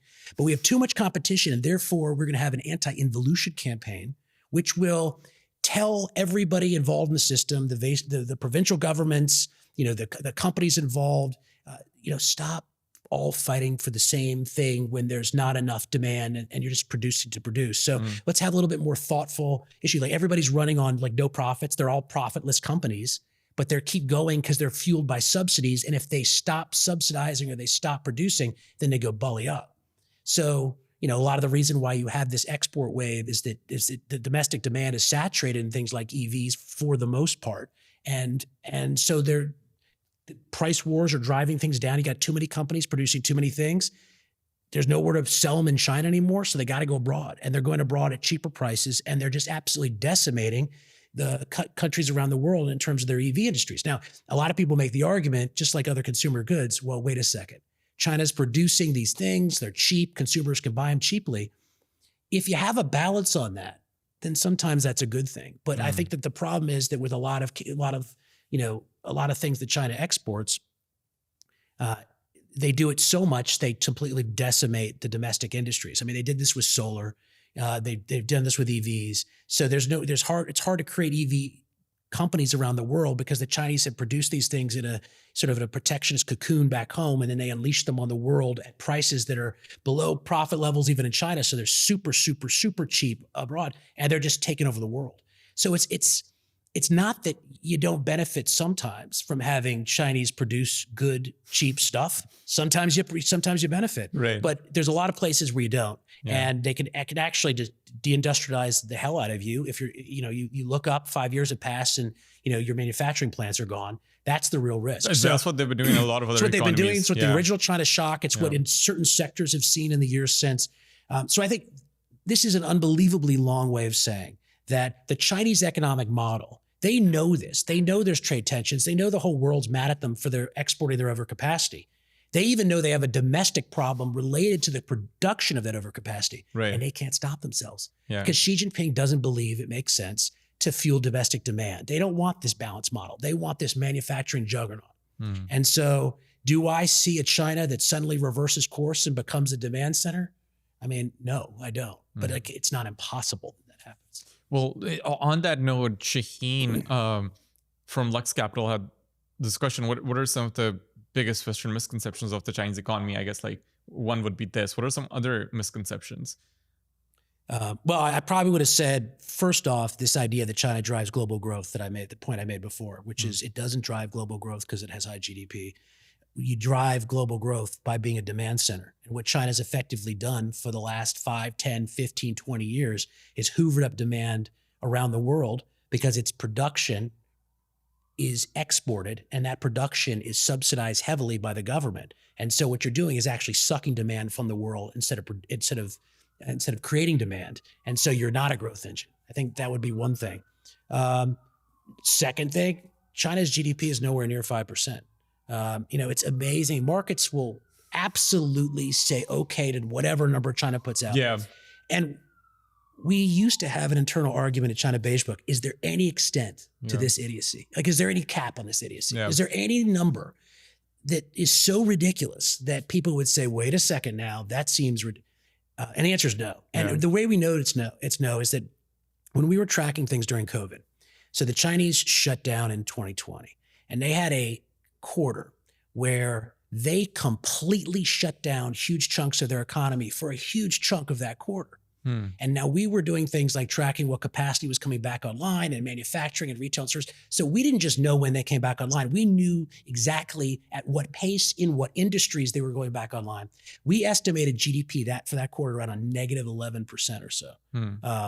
What was the official number that came out? Plus 2.3% or something. Plus 2.3, plus 2. It was mathematically impossible for my second grade daughter to create a fantasy math equation that would have allowed them to have shut their economy by their own reckoning down. Right. Then geared it back up and still have gotten positive economic growth, much less 2.6, I think it was 2.6%, year-over-year growth. And yet they announced it, and everybody, I was like on Bloomberg and CNBC that week, and JP Morgan's like, oh, that sounds right to us. It could go, but yeah, it's real. Definitely, because they knew it. It didn't make sense, but they're, for whatever reason, they're told sign off on this stuff. Whatever China says is okay, and nobody wanted to question it. And so, no, I'm so glad ridiculous. You said it, because in some of my private conversations with friends, that's what's come up. That the Chinese GDP just seems made up. And we're on that question. Well, it used to be not, so some things are made up. Some numbers that they produce are you have a 7 and they just take a red pen and they turn into a 9 and they go on. But GDP. That 7 now becomes 17. Right. Or something like that. Right. But the issue with China has Right. traditionally been not that per se for GDP. It's been that the GDP is produced as, they have a target and they meet that target. And so what historically happened was the GDP number wasn't necessarily that wrong at any given time. I mean, they'd Right. lie about it, but the issue was, let's say they said they were going to produce 8%. Right. And that quarter, they would organically grow at, say, 4.5%. Then all they would do is it would unleash credit into the property sector. They'd build, and they'd get that extra, 3.5% GDP, or maybe they had 6.5 organically and they needed another 1.5 to get to 8. And then they would do it. And if they missed it, they'd lie about it. But the whole goal was we're going to hit those numbers because those numbers are important not as a result of what happened, but we are going to make those numbers happen, dictating the policy that goes into them. So for a long time, it was about the GDP Right. number being this reflection of what their policy was, and they were always going to just dump more credit in the economy. It's where you started getting into the Xi Jinping era after the great financial crisis, where she realized that what Hu Jintao did over the economy and it was problematic in the great financial crisis, and he wanted to move away from just pumping credit into zombie companies all day long, because he had a more national security focused vision. Right. He knew that you need to start pumping money into those made in China 2025 sectors. So getting away from like growth for growth's sake was like a big step in the early Xi Jinping years. So now the problems are less what they used to be, which is that GDP didn't mean anything because aggregate growth and productive growth aren't the same thing. And now it became something where they're like, we don't really care what the number is, but we want it to look good enough that it doesn't cause us problems. So do international investors complain?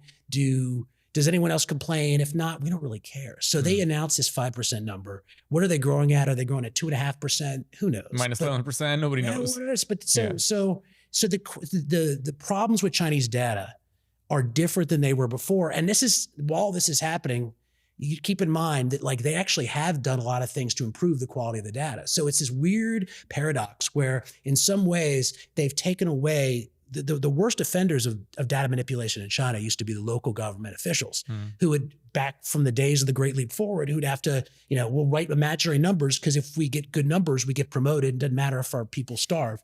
That legacy lived on for a long time. The NBS, National Bureau of Statistics, in some ways moved data production out from being so reliant on local officials' numbers, which were made up, and they knew they were made up, and they would talk about them being made up, to being a central government issue. And so they got better in certain ways, but then they got these numbers. And then when there were politically inconvenient things, like for instance, when the Guangdong PMI went down really, really low during the COVID years, they shut the thing down. And then there was something else that came out and they shut it down. And then they realized that for years and years and years, they'd been exaggerating retail sales and fixed asset investment by not millions of yuan, not billions of yuan, but trillions of yuan. They've been exaggerating a year.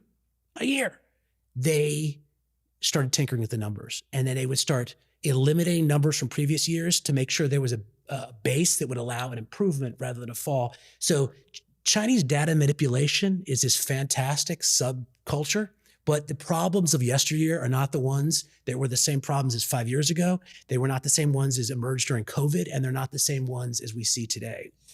Be that as it may, from everything that you've told me, there is no good reason to believe that the Chinese GDP is what it is. Correct. Given their Correct. data manipulation, given their lying, given they're going to any extent to manipulate. You just mentioned like trillions of, like, it's not a million, it's like trillions of dollars of manipulation, like, which is trillions of yuan. Trillions of yuan, manipulation, which is insanity. So like at that point, like basically, no matter whether that's falsifying 2%, 1.5%, whatever percentage of growth in the economy or any sort of data, it's falsification, which means you've lost any trust, from one would think from the outside but world. I mean, but I mean, they don't care. If you I'm just talking from they don't care. They don't care. Like, I'm not talking ask someone at a Wall Street bank, and they're like, "Yeah, we know, but we're going to pretend to believe it, or we're ordered to believe it, or." But look, in their defense, why is that? It doesn't. Well, why? Because that's different. It used to be because these businesses operated in China. They wanted to push their China businesses, and they were ordered by their superiors to shut their mouths on anything that would irritate them. Because if they were reporting bad numbers in China, then some Chinese official would visit the JP Morgan offices or the Goldman offices in China, and they'd say, you know what? Right. You wanted to take Alibaba public, didn't you? You wanted to do this merger deal with Costco, huh? Or this, well, maybe we don't think you're appropriate for that. Yeah. So it became very clear long ago that the banks compromised all their credibility and their ethics in terms of backing this China data manipulation. And it got to such a point that like during COVID and stuff like that, when the banks were still coming out and claiming there were going to be fiscal stimulus any day now and backing the Chinese numbers, we used to have like an application a week from the big banks, from people, some of whom we know, some of whom were just ghosting. They're like, we can't stand to work in this environment anymore. Can we come work with you? We think you're doing some interesting stuff, but like our job is just fake. Yeah. And I think they moved away from that. Like, I don't think the problem is as big as it was a few years ago, because I think that most of the banks have given up the idea that they're ever going to be making real money in China. Yeah. So the need to lie is less. Finally, there are better lies told elsewhere. But I think this is one of the main things that we dealt with for a while. And we this is under discussed. This is a go back and listen to our story. Go back and listen. So we used to go on. I mean, not just our team, but I used to go on either CNBC or Bloomberg every single week from like 2020 and 2021, which in most universes would be overexposure. But we're all home and everyone's watching the TV, and we were making a very important point, which was stop listening to what the Wall Street banks are saying about China, because they're lying their faces off and they're doing it intentionally. And the reason that we got so aggressive about this, because for a while we were like, do we just mind our own business? Like, why are we picking a fight with a bunch of like, with $1 trillion industry? Why are we doing this to ourselves? Because at the end of the day, we would go in and this even before I was a commissioner, I would go in and I'd advise people in Congress, I'd go into the administration, and they'd be like, well, we just saw this Goldman report and China's doing ... And what we realized was that the Wall Street banks, they don't sell their research, they give it away free. So they don't have to produce something that stands the test of time as being good enough to pay for. They just give it up everywhere. And where does it go? It goes everywhere. It goes into boardrooms. We deal with CEOs. It's a marketing strategy. It's a beautiful marketing strategy. And it's everywhere. And because Congress isn't paying for proprietary China research, and most CEOs aren't asking, unless they had a China question, may not have a China consigliere, at least before Trump came along and this became pressing. But anyways, these things would happen, and they would create this narrative that was just totally fake. And it wasn't just wrong. It was intentional lies based around the idea that this is almost China level manipulation. Yeah, look, we got a note one day where a JP Morgan office was, and my wife used to work for JP Morgan, so I have plenty of love for JP Morgan as well, but they were a terrible example of this. They were visited and they were told by a governmental organization, change your GDP number, and they did it. And so we got an email that day they did this, and then they put their stuff out, and I was like, oh my gosh, this is so lacking in integrity. It's amazing. And I was like, but whatever, these idiots can do what they want. And then I was talking to a senator like a month and a half later, and he pulls out this stupid report, waving this around and asking me questions. I'm like, okay, there's like a pipeline of misinformation that's actually hurting us from a national security perspective. Because if you're going to do this about the economic numbers, you're going to do this about the competition writ large. And so we're going to go right at them. And if you go back and look at our clips, I mean, we have everything on our website, but we probably have 50 to 100 clips where we just absolutely eviscerate Wall Street banks for blatant lying on this stuff. I'm glad we got to discuss this again. I know you mentioned 2021 and 2020, you had a hot streak where you really brought up the issue, but people have a very short memory span. We're gonna most people are gonna forget things from 2 months ago and relapse. So I think it's important to keep bringing this is up. Important. But here's the other part of this though. I think the GDP number is not that important anymore. So one of the reasons why why do you say it's not that important? Because it's not how Xi Jinping grades his own homework. Oh yeah, well, and it's not whether China grows at 4 or 5. Now, will investors will some particularly unsophisticated investors Right. say, "Oh my gosh, it's 4, not 5. The bad things must be happening in China." Or if it Right. goes to 5.5, like, wow, they must have had a productivity surge. I'm sure there's somebody out Right. there who's saying this nonsense. But I think by and large, the days of when we started this GDP discussion, now we don't do a proxy number China Beige Book. We started on very early saying, yes, we could reverse engineer the GDP number with some level of accuracy, we think, and put it, it's much lower, much higher. It'll be way more accurate than what they put out, right? But we're not trying to put out the GDP number. And what we did is we put out hundreds of metrics across growth, across inflation, credit, shadow credit, all these different things, labor force. Here's all the different Chinas. And we break it down by region and by state firm and private firm and small, medium-sized firm and all this other stuff. And then, how much small firms in tier 5 cities are paying for capital versus how much, tier 1 cities in the manufacturing industry are paying. We wanted that to be what China Beige Book was, not a discussion of GDP number. So we didn't want to really get sucked into the GDP debate, because we didn't really care. So China's at 7% or they're at 8% or 9%. That's not productive growth. That was a number that they announced. So who cares? Yeah. We got sucked into it because there was just so much of this stuff that I was talking about, where the banks and other institutions were just lying about this and just taking China's taking it blindly. But I think that we stray away from this again, and we're spending a lot less time because let's say China's growing at let's say they're growing at 2.5, 3, and they're saying they're at 5. But they're actually, maybe they grow 4.5 next quarter, or maybe they're at 5.25 or they're down to 3%. I don't think that really matters that much. I think that, everyone knows that China's economy is weak. If it's weak enough that they think that they need to reverse course on this credit tightening, which they've done for the last decade plus, then that's material. But we have way better early warning signs than the GDP. Like, we track credit across the entire economy. We'll know if monetary stimulus gets bigger in a certain way, or if fiscal stimulus, we have trackers for all this. So we don't need GDP. GDP is a blunt instrument. So in a lot of ways, what we're watching is where money's going into. Is it going into manufacturing? Is it what's happening with commodities? What is the cost of capital? What is the weakness in the economy that looks so egregious, if any, that they need a bigger stimulus response? So that's, we would see all that stuff in real time. It would take the government, even if the government jumped into action, which sometimes happens, they don't announce this stuff until their stuff's either underway or done. So we would have an enormous head start, but none of this has any relation to GDP at this point. Right. So, if you have the ability to print whatever you want, and you've already lost trust from foreign investors, then the entire landscape. Yeah, but changes. how much trust have they lost? Like, this Chinese stock market's going quite well right now. I mean, I remember sitting around and people would say, "Is China uninvestable?"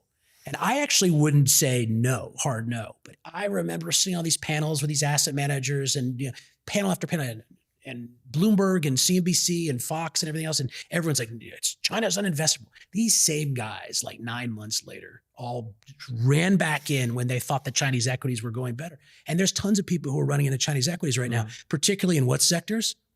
AI, biotech, robotics. What all the things that I said are the big sectors that threaten the United States from because we don't have investment restrictions that are reasonable. And so right now we are providing an enormous amount of capital to all these sectors that China's going to use to defeat us commercially and possibly defeat us militarily. Why? Because there's no rules around it. There's no narrative around it. Some of the people don't even know what they're doing. They're just investing in the stock market. So the point is that this is I don't know. It's tricky business, but I think the people don't take this part of it seriously enough. So why should people take this part more seriously? I think over lunch you mentioned that Xi Jinping has his pick 5 or 6 critical technology sectors. You mentioned AI is one of them, biotech is one of them, robotics is one of them, and space and defense I think are the other 2. And they're going all in. There's this national strategy behind those sectors. And of course they have the state resources. They just incubate companies at a state level, and then that's what you're competing against. On that note, I guess if you take robotics for instance, what is the state of AI powered robotics in China? They've been doing industrial robotics for a while, or at least the one we see in photos online. I don't know what's the reality of that. So what is the state of Well, robotics? rather than give you a set answer, they'll be wrong by the time that this thing comes out. Yeah. I'll say that what China's very, very good at doing, and we've written a lot about this at the commission, is these sort of innovative flywheels where they use AI to make quantum better. They use AI to make biotech better. They make AI to create automation, make automation better. The AI America helps them with. Right. Well, which of course, we're helping them along the way with capital and know-how. Yeah. Sure. But I think that the overall, what's happening is that these are such sectors of importance that they're being integrated together. And so as we get more development in each one of these sectors, you're going to have AI play an incredibly important role in biotech in particular. There's a lot of view that AI and quantum will be synergistic in their effect, because they'll be able to do certain things. Like for instance, like one of the big challenges for quantum is how do you do error correction for qubits? Now maybe AI helps solve the problem that makes quantum supercharged. It's easy to figure out how they're doing it with biotech. You already see AI applied to biotech because with proteins and in genetics and other things. And so what China's really, really good at doing is plugging these things in together in a very orchestrated way. And so I think that's why we care. But I think that the bigger part to why we should care is that as long as you have a country where civil military fusion is just a reality, there are no private firms in China. There's you give something to one firm and it's going to make its way to the government if the government wants it. So any of these advances in AI that are being done that American investors, the VC community loved, just throwing money at. What are they doing? Well, they're creating the AI that's going to end up creating the tracking system that's going to be tracking the U.S. boats in the Western Pacific, and it's going to be a cat and mouse game. Can we go invisible? Can they go invisible? Who wins this? Well, we are helping them develop these systems, sometimes indirectly and sometimes more recently directly. And a lot of these investments are not direct. These are Singapore-based companies. These are less so Hong Kong-based, more Singapore-based companies, but it's, Chinese founders. And it's, But everyone knows the game. Everybody knows the game. But the legality is there. And so people this is why I think there are a lot of people in the U.S. investment community that really need to check themselves on this, because they know what they're doing is against U.S. national security. And maybe they're not American. They don't care. Or maybe they've convinced themselves that it doesn't matter. But, I think over the course of the years. There's a lot of Chinese LP and venture capital in the U.S. as well. Right.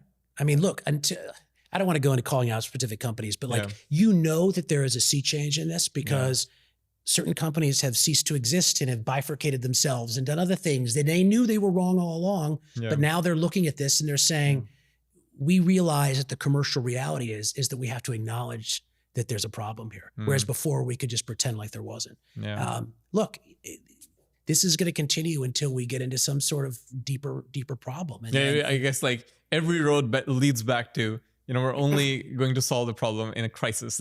I hope not. All these problems exist. That's the default assumption, but I hope that's not the case. And look, things like investment restrictions in Congress have gotten all the way up to the very top. And then there's been one or two or three people who were just in Congress and just put their foot down and said, we will not let this happen. And so you've barely over the course of many years getting little bits, little trickles of better outbound investment restrictions. CFIUS was easy, but outbound investment restrictions has been just really difficult to push through Congress because people won't take this seriously enough. I'll keep going through some of these questions, which might be interesting. Chris from Point 72 Ventures, who's a partner there for their defense practice, actually had this question around GDP trends impact on future growth, and I think we extensively answered that. He's probably gonna love he can follow up with me directly. Yeah, sure. Okay, so my friend Andrew, Sophia asked, how do you get more people to care about the issue?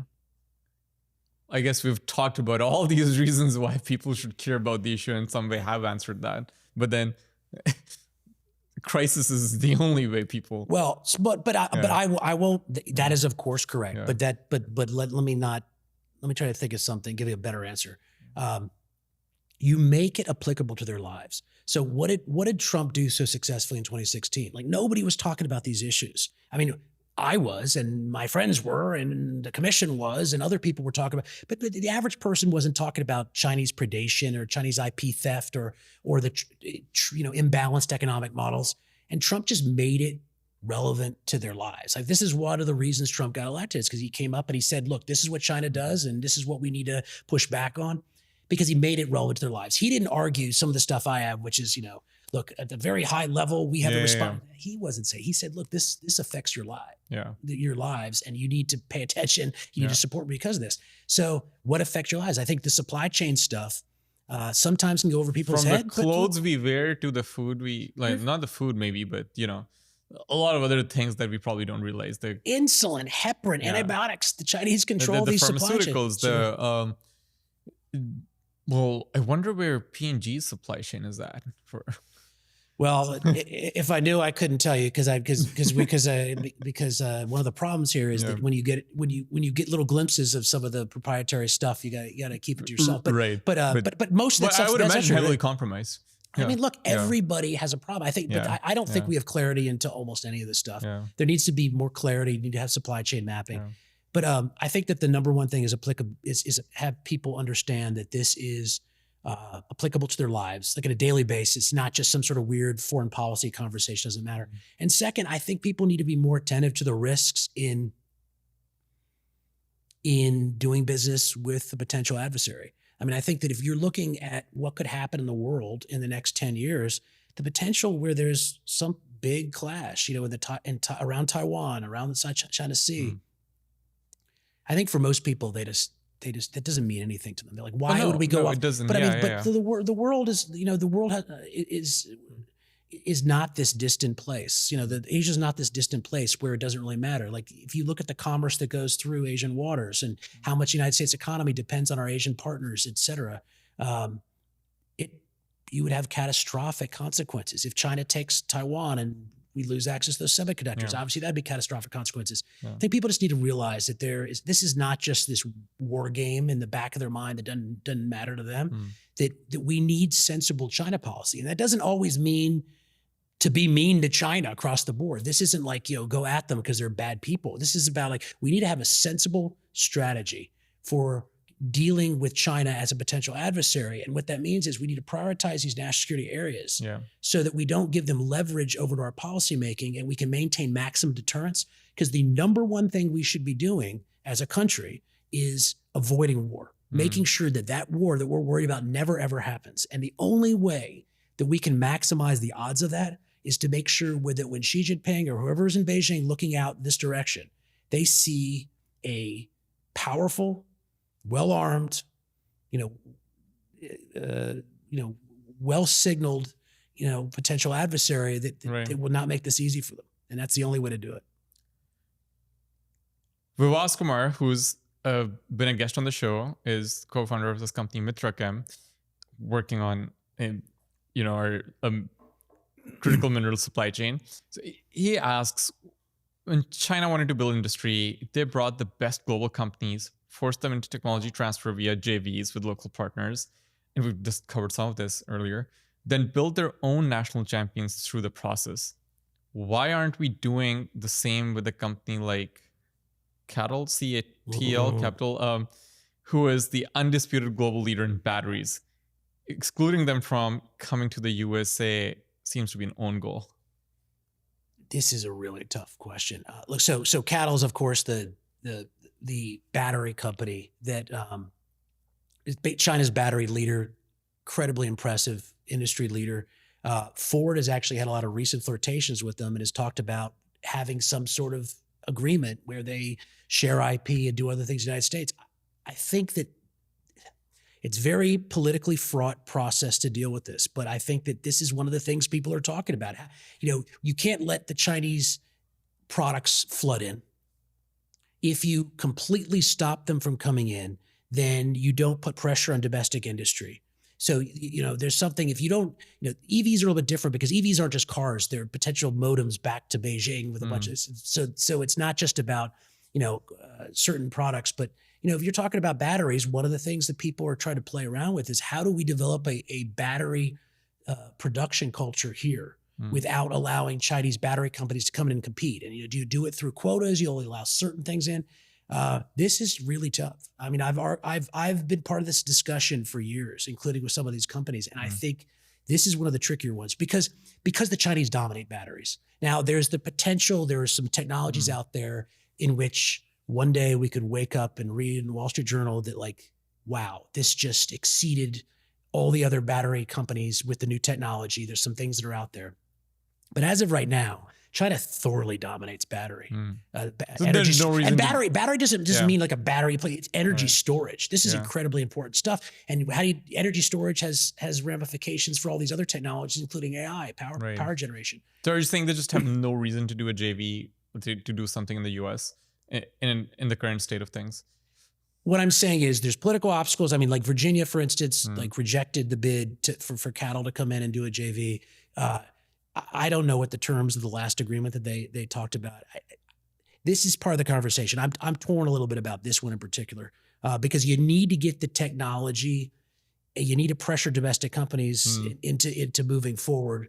But you got to make sure that your national security bases are covered too. But Right. it's a good question. It's a really tough one. Well, we'll keep moving on to the other tougher questions. Okay. So, guest of the show, Christian Garrett, who's a partner at 137 Ventures, asks, what industrial policy should the US adopt to counterbalance China's successful industrial policy from the last few decades? Okay. This is a great question. It is the question that everyone should be asking. It's what I presented on at the Reindustrialized Summit you referenced before in Detroit. Right. You don't beat China by copying China.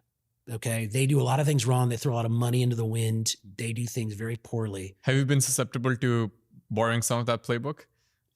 Yes, you borrow some of it, right? So you don't copy them, but you borrow some of it. Yeah. What I think you do borrow is, and again, what was the term of the day? It's national security nexus, national security. You figure out what are those sectors, what are those Right. those specific industries or sub industries which have a national security nexus, and you Right. say these are so important that you need to take them outside the conversation from economics. This being an economic matter, a business matter, supply and demand. And these are going to be national security priorities. So obviously pharmaceuticals, critical minerals, these are those types of issues. Which sort of is the China strategy. Well, this part of it is, I think. Now their whole economy runs this way, and that's why it stinks. But like if you look at this and you say we're going to take these things, and we're competing either against a state, not a company. Like I've talked before about how China would just flood the market with critical mineral supply in order to crash prices, in order to make a new critical mineral facility in the United States uneconomical. You just take that out of the equation. You say, look, we're going to put price floors on it. If it's got a national security nexus, then you treat it differently. And that's how you do it. Now, you have to do it you have to have a long-term game plan, and you have to have a priority set, because you can't just do everything at once. I would say that part of that has been happening over the last year. It absolutely has been It's happening. been happening in gear 9.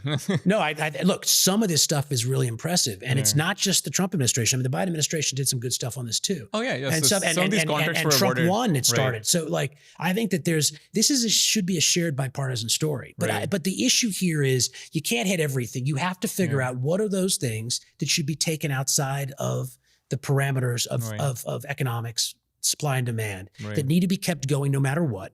And then you put a price floor, and you do some other things. In pharmaceuticals, none of the pharmaceutical companies want to start going down this road. Like, oh, it's so tricky, it's so hard, we can't produce that China. But there's also upsides to this. So there will be pain associated with this for pharmaceutical companies in some ways.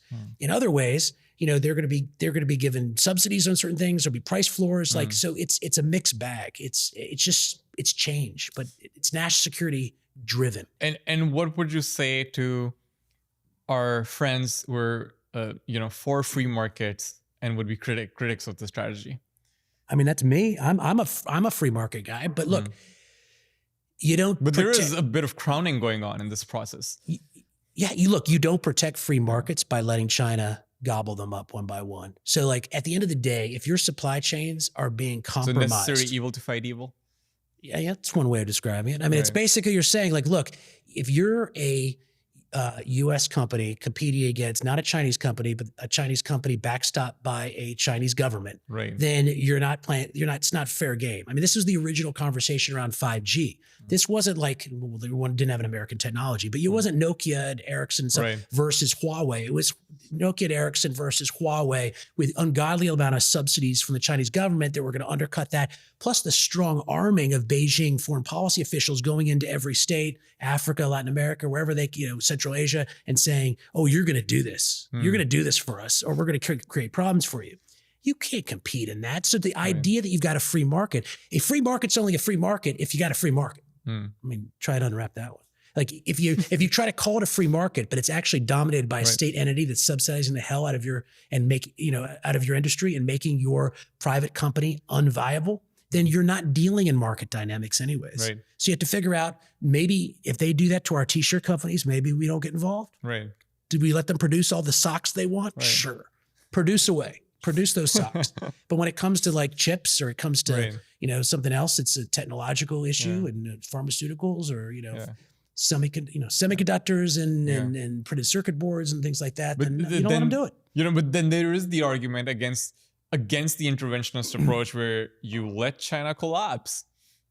But why is China going to collapse? I mean, so China's economic model is premised on the idea that they are never going to allow for collapse. So one of the interesting dynamics that we've dealt with for China Beige Book since the beginning is we were always seen as these hawks, these China hawks. Right. You guys are telling truth to power, and so you're always you have these personalities that on the policy side are always suggesting these hawkish solutions. You guys must be China hawks. You must be China bears. No, so over lunch you did suggest to me how parts of the economy are imploding, right?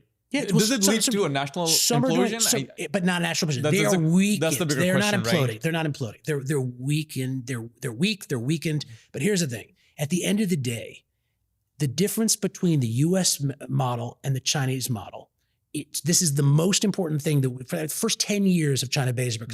This sentence is probably the single most important sentence I ever told people in terms of understanding China's economy versus the U.S. one.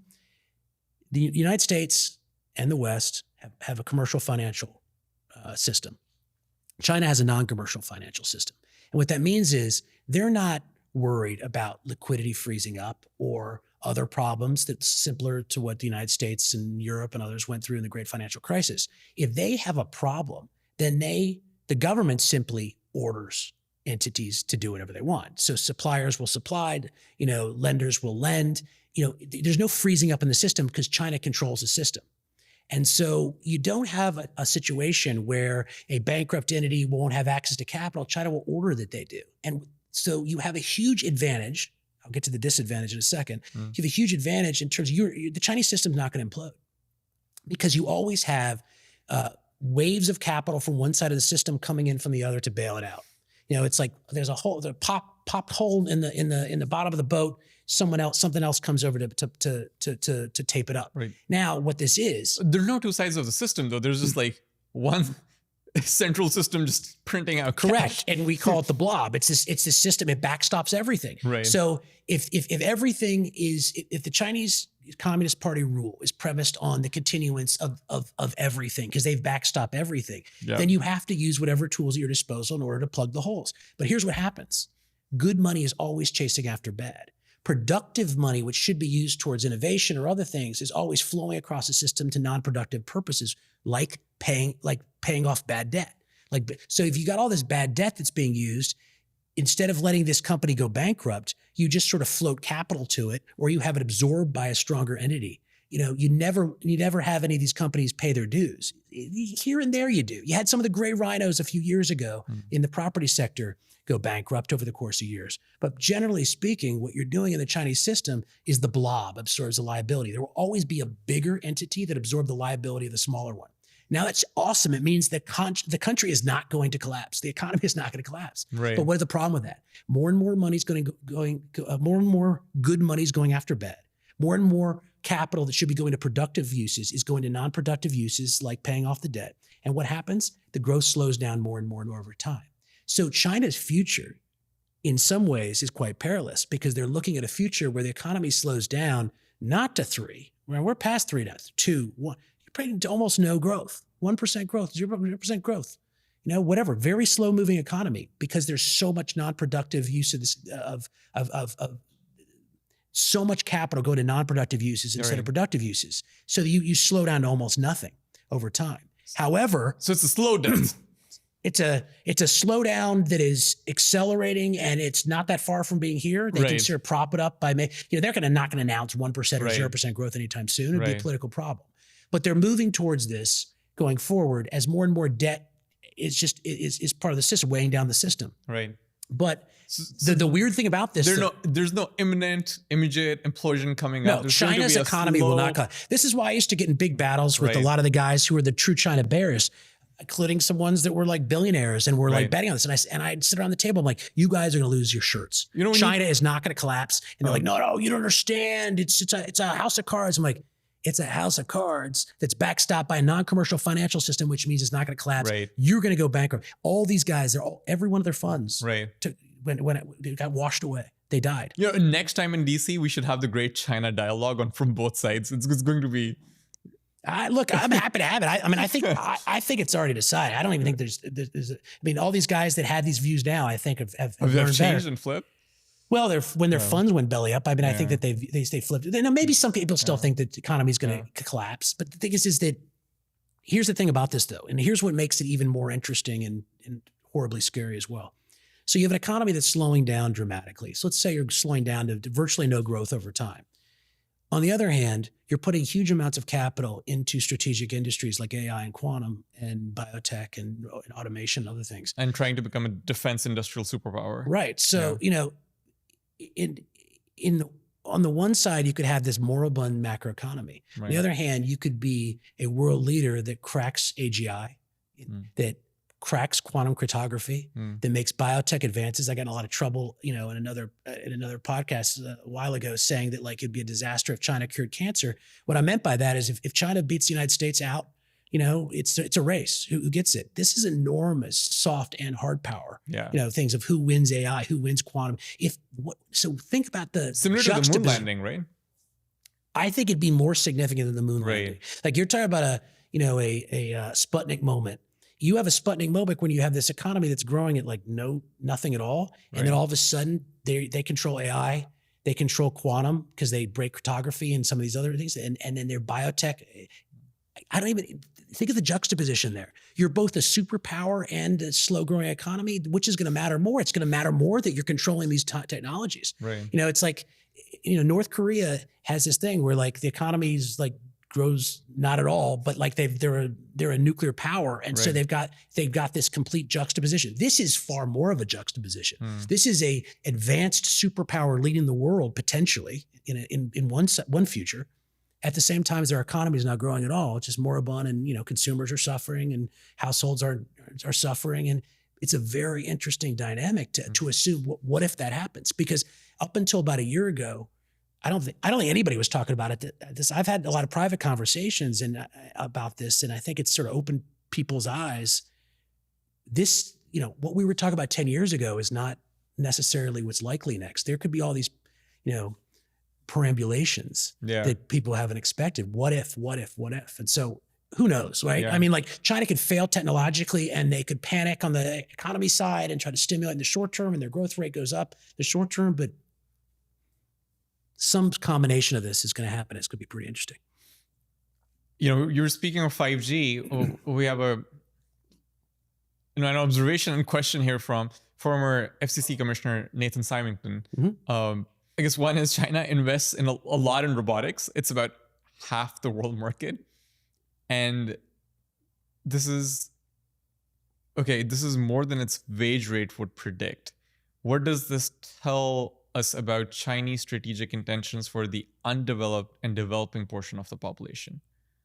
So that's a good question. I'm going to try to read into this where I think he's going as well as what he asked. He's referenced an article to it, which I can pull up and just read the headlines. Chinese manufacturers use 12 times more robots than US manufacturers when controlling for wages. This is from September 2023. Okay, but I could go from there because I already know where this is going. Okay. What did I say the U.S. industrial policy should be based on? not treating things as economics, and Right. treating them as national security issues. Now, is this appropriate for China to be doing that? I don't know, but Xi Jinping certainly does. Right. So when they're looking at this, they're looking at this twofold. One, automation is one part of a national security puzzle they're putting together in advanced technology. So they're not looking like, all right, I'm only going to activate this robot in this factory if it makes more than the same worker would, blah, blah, blah. That's not their equation. Their equation is, this is part of the puzzle we're putting together. Now, there's another issue that's sort of behind the scenes, which is with China's demographics. They've topped out on population. Their working age population's topped off. They've got all kinds of demographic headaches, but like their population is going to fall off a cliff if you look over the next 50 years. One solution to that, particularly when you have a situation where they want to do more and more manufacturing, et cetera, and yet they have a lot of young people who don't want to go to a factory. They want to do something else. It's robotics. So it's a solution to a problem. I think that's in the background.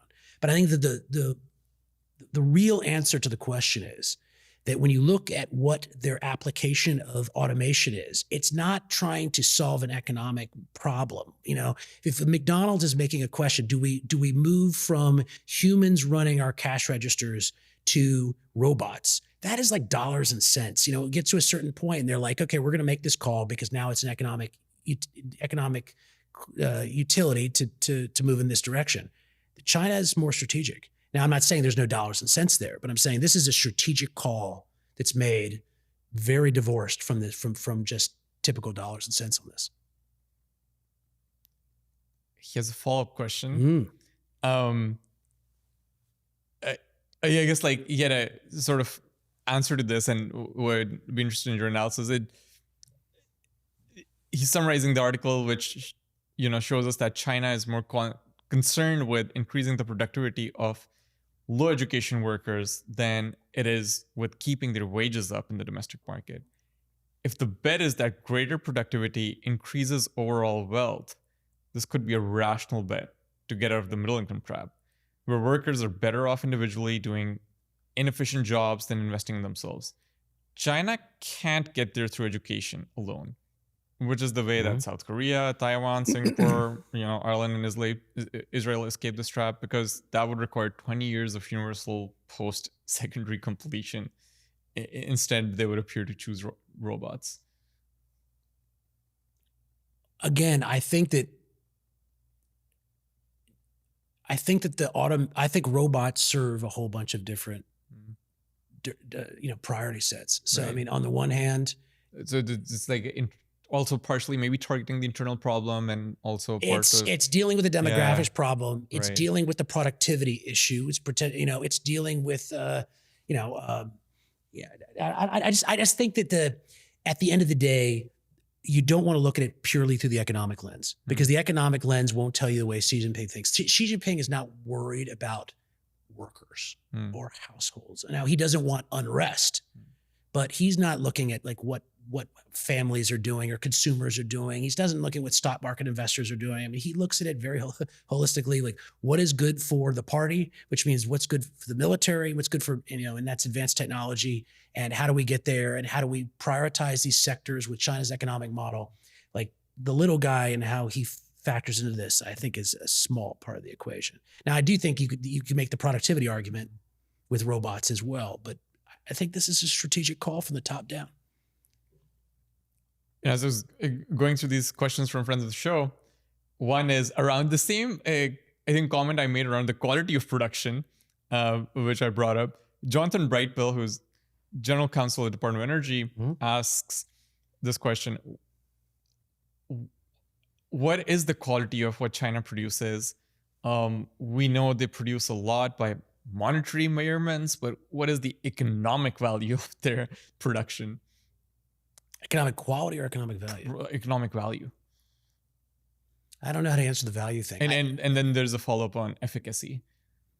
I mean, look, if it's a question on the quality, which it may not be, then the answer is, for most of my career, China has been this copycat follower. Then they were a fast follower, and they do things well, but they're essentially reverse engineer gurus. I think that there is clearly a lot of that, but I also think that they're foundationally very advanced as well too on the innovation side. I mean, they're not stealing everything, in their fourth, in their push for this dominance of the fourth industrial revolution. Yeah. Is DeepSeek stealing stuff? Sure. Is someone else stealing stuff? Sure. Do they read our quantum, quantum journals and try to? Sure. But I think that they are getting better and better at developing stuff, partly because they're having a lot of talent return home. I mean, they have scientists there that are world class. Yep. And they have money behind it, and Yeah. they have STEM labor force pipelines behind it, and they have subsidy, government support, power generation support set behind it. So I think they are a very difficult challenge. I guess this goes back to the immigration question, and it goes back to the talent sort of training question, the American trained talent. Like, what do you do with it? Yes, they get their education, but do they also end up at like the most critical technology companies?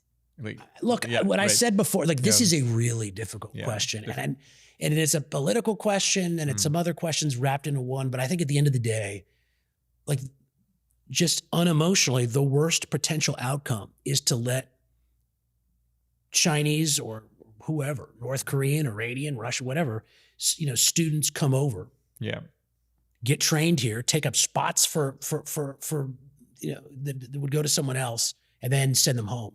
Like that is the worst combination. You can imagine all the different combinations in the world, and that's pretty much the worst.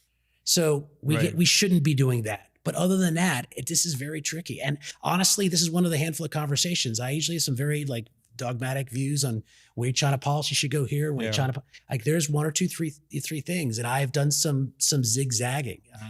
This is one. No, these are hard questions. I agree. These are very hard questions, and there's no black or white in some of these. One of the last questions from guests of the show, well, Jonathan Lacoste, Space VC, asks just two questions. One is industrial overcapacity as a geopolitical weapon. I think we've covered that in detail.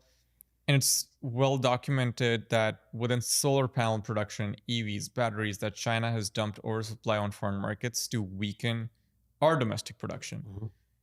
But China cannot overproduce forever.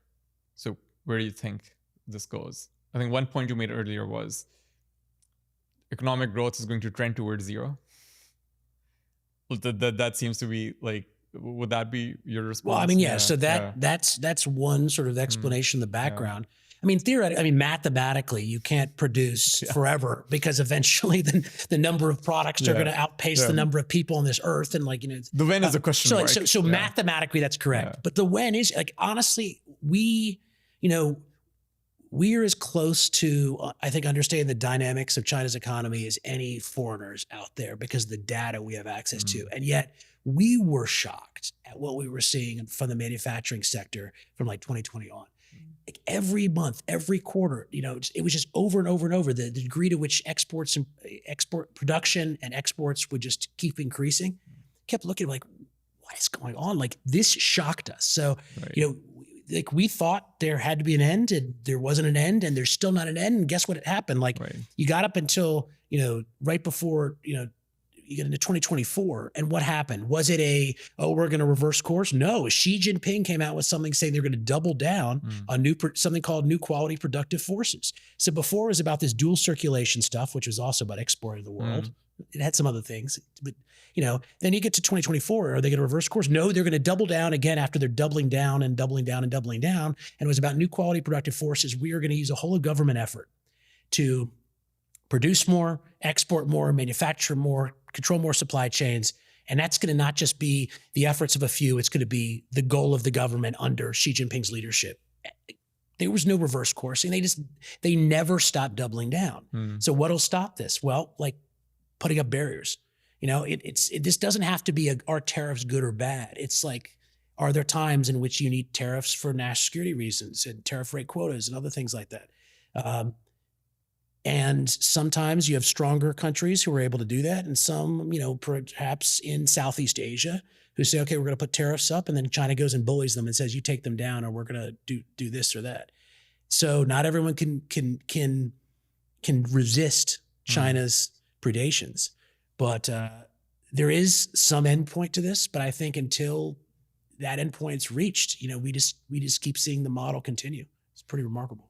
The other question Jonathan had was the perspective or analysis that I have is that the average Chinese household consumer is struggling, and Xi or CCP have responded with significant debt issuance and regional infrastructure. What do you believe China's recovery prospects look like and growth engine? Recovery prospect? I don't think there's going to be a recovery. But that's not because of some sort of bearish thesis that I had in 2012 that I'm applying now. So we track credit issuance in a lot of different ways. So we track the credit environment in a way that the only thing comparable is what the People's Bank of China does. So we track what corporate borrowing and corporate interest rates and who's applying for loans and who's getting rejected for loans, all kinds of interesting stuff. But we also track, we use some of our proxies on transportation construction, for instance, to build a fiscal tracker. What do we think it looks like when people are like, oh, China's going to stimulate a big fiscal? What does that mean? Well, we built something that we think is an approximation of that. So we can track when we think there's monetary stimulus going to affect, we can track that quantitatively. We can track it quantitatively on the fiscal side. Not that they have not been doing nothing. I mean, there's a lot of negatives in there.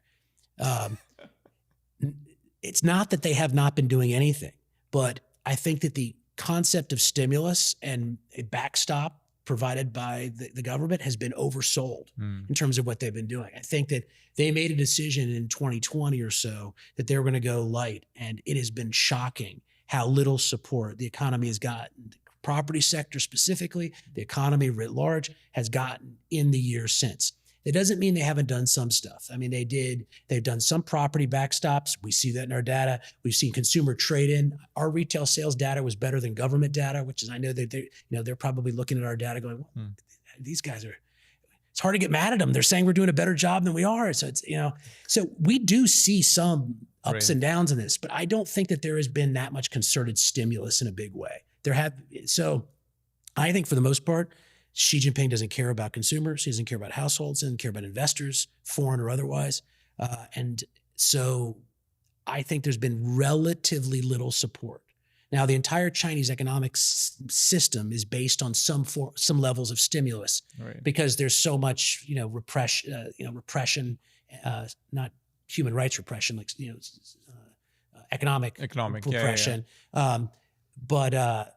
repression of households and returns in order to benefit the state. Earlier too, but both. Right, both. But specifically on the economic side. But so it's not that things aren't happening, but I think that it's mostly overplayed how much support there is. I just don't think that Xi Jinping cares. As long as he doesn't have a problem societally with conducting the national security policies he wants to push, I don't think he cares. So I mean, if you look at what happened in September 2024, we know why he did that. So when there was a big announcement, and then every goofball person who didn't really know China was out there saying, this is the Draghi whatever it takes moment for China. It never was that. It clearly wasn't that. What it was a doom loop of confidence, like a doom confidence loop, I guess, was being created, where people were looking at the economy, or they were in China as participants in the economy, and they were saying, wait a second,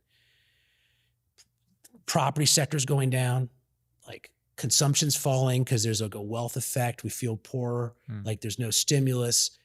The stock market's falling. Everything's making us feel poorer, so we spend less. We buy fewer houses. These were starting to cycle in on themselves in a downward loop. And we actually saw some of the worst data we've seen in many, many years right before that. So we weren't surprised they announced something bigger. But what they actually did wasn't that big. They had some consumer trade-in programs where they pulled growth forward. They did juice the stock market for a while. And that's what got this thing going. The stock market's not the real economy. The stock market is something completely separate. They're completely uncorrelated, the stock market and the real economy in China. So you did see some things happen, but it was never what they promised. But I think that is one of the handful of times in the last decade plus where they actually stepped in and did anything in a meaningful way. I don't think they're providing that much support. And I think what that shows is, if Xi thinks that his plans are being compromised by extraordinary weakness in the economy, particularly things that look like they're going to spiral downwards, they'll step in, he'll step in, they'll make sure people know that the government's still there. But by and large, he doesn't care. Most things, he doesn't care. There's a singular agenda. Hmm? Self-preservation. That and And and part of that self-preservation is Yeah. making sure the machine builds up Yeah. militarily. well, this has been a fantastic conversation. I can't wait to revisit after at least a couple of years of hitting one of your mentioned, I guess, 5 agenda points in the economic security agenda, which should be the national security agenda, which is, I guess, reindustrialization, which is what I'm most sort of curious about, and I don't know what direction that's going to go because of all. I think it's going to go in the right direction. It just Yeah. may not go at the right speed in Yeah. that direction. I think there's enough bipartisan Right. acceptance that certain things need to be done, Yeah. and both sides can claim credit for some aspect. I mean, the Republicans are very proud of, the Trump guys are very proud of the critical mineral stuff, and the Biden guys are really proud of the CHIPS Act stuff. And so I think it's going the right direction, but Right. if it's not going fast enough, we're still going to have a problem. Well, closing questions for you. What is a favorite book from history? All right. So I'll answer two ways. So I think that there's a 3-part series on the Pacific, which is Ian Toll. I think. Hopefully I'm not misremembering his name. I thought that was fantastic. I'd read a lot of Pacific history, both World War II and modern and stuff. And it's very hard to read anymore because I wrote my master's thesis about it. I grew up doing it. I've been doing it for a career. When you read something that sticks out to you as truly excellent, it sticks with you. And I think there's a 3-part series on the war in the Pacific that just blew me away. The other thing I think about is a book. I get a lot of questions like, what's the best book on China? I'm asking generally, not just China. Right. And so that answered that question, I think. But I think that the China book I come back to is, I have 2 books that I particularly liked. There's a bunch of Mao biographies. I actually think if you're an aspiring China watcher, you got to start with reading the early days of the CCP, but you really have to understand what Mao did and his excesses and the decisions he made and why things are. It was madness. It was madness, but it's like, this is a guy who they're still claiming is 70% good and 30% bad. So, there's a bunch of different books on Mao. Right. I thought one of the most interesting is Li Shui, who's his doctor, tells all these stories from his point of view. Right. There's an English translation, I'm guessing. Oh yeah, it's wonderful. They're thick. It looks intimidating, but it's fantastic. Someone else, Yong Chang, Jung Chang, has written 2 books. One was a biography of Mao, which is pretty good too. But the one is there's a book. Let me think if I forgot this name. She wrote a book about 3 generations, Wild Swans, and it was about 3 generations of women in Chinese, like modern Chinese history. It's like sort of a grandmother, a mother, and a daughter, and the lives they had under regime changes since the formation of the CCP. Right. I mean, if you could design, or you could summarize a book that sounds less like I would like to read it, that would be it. Like, that does not sound very interesting to me, but it is a wonderful book. And I remember early days is one of the things that actually got me really interested in pursuing China, because I read this and I was like, this is a fantastic way of looking at the economy outside of purely geopolitics. I mean, we can all read geopolitics all day long, but seeing what happened on the ground up from people who were Chinese reporting back over 3 generations, I thought it was fantastic. So those are a few options. Well, I have some more history on my list. All right. So is there a favorite documentary or movie on China that you found compelling? I'd have to think about this. There was a documentary a few years ago. I can't remember the names of any of these things. Is the problem. You have to check me on this, but it was actually produced by Barack Obama. But it was about the Chinese leadership coming over and taking control of a factory. I'm trying to remember where. This is a few years since I've seen this. It is called. I'll think about this in a second. It's a fantastic book. I think it won an award. it was about sort of the complete misunderstanding between these Chinese, management team that came over and they were going to run things their way, and American workers who wanted things run their way, and the complete clash. And it's a fantastic documentary. It's a little bit dated now, Yeah. but I had the opportunity back, whenever this thing came out, to like sit on the Council on Foreign Relations. I was the expert speaker who sat in with the producers on the stage, and we sort of walked through this, and they were telling their stories of the documentary. But the documentary stands the test of time, because I remember I went and watched it with my 12-year-old, and it's available on like Amazon or Netflix. I love timeless suggestions, because one of my hopes is to have timeless conversations on the pod. Well, Leland, we've gone over by a bit, but thank you so much. My great pleasure for coming on. We'll do this again in a few years and see whether we were optimistic or pessimistic. I know, like depending on what speed the world moves at, might be sooner than 8 years. Fair enough.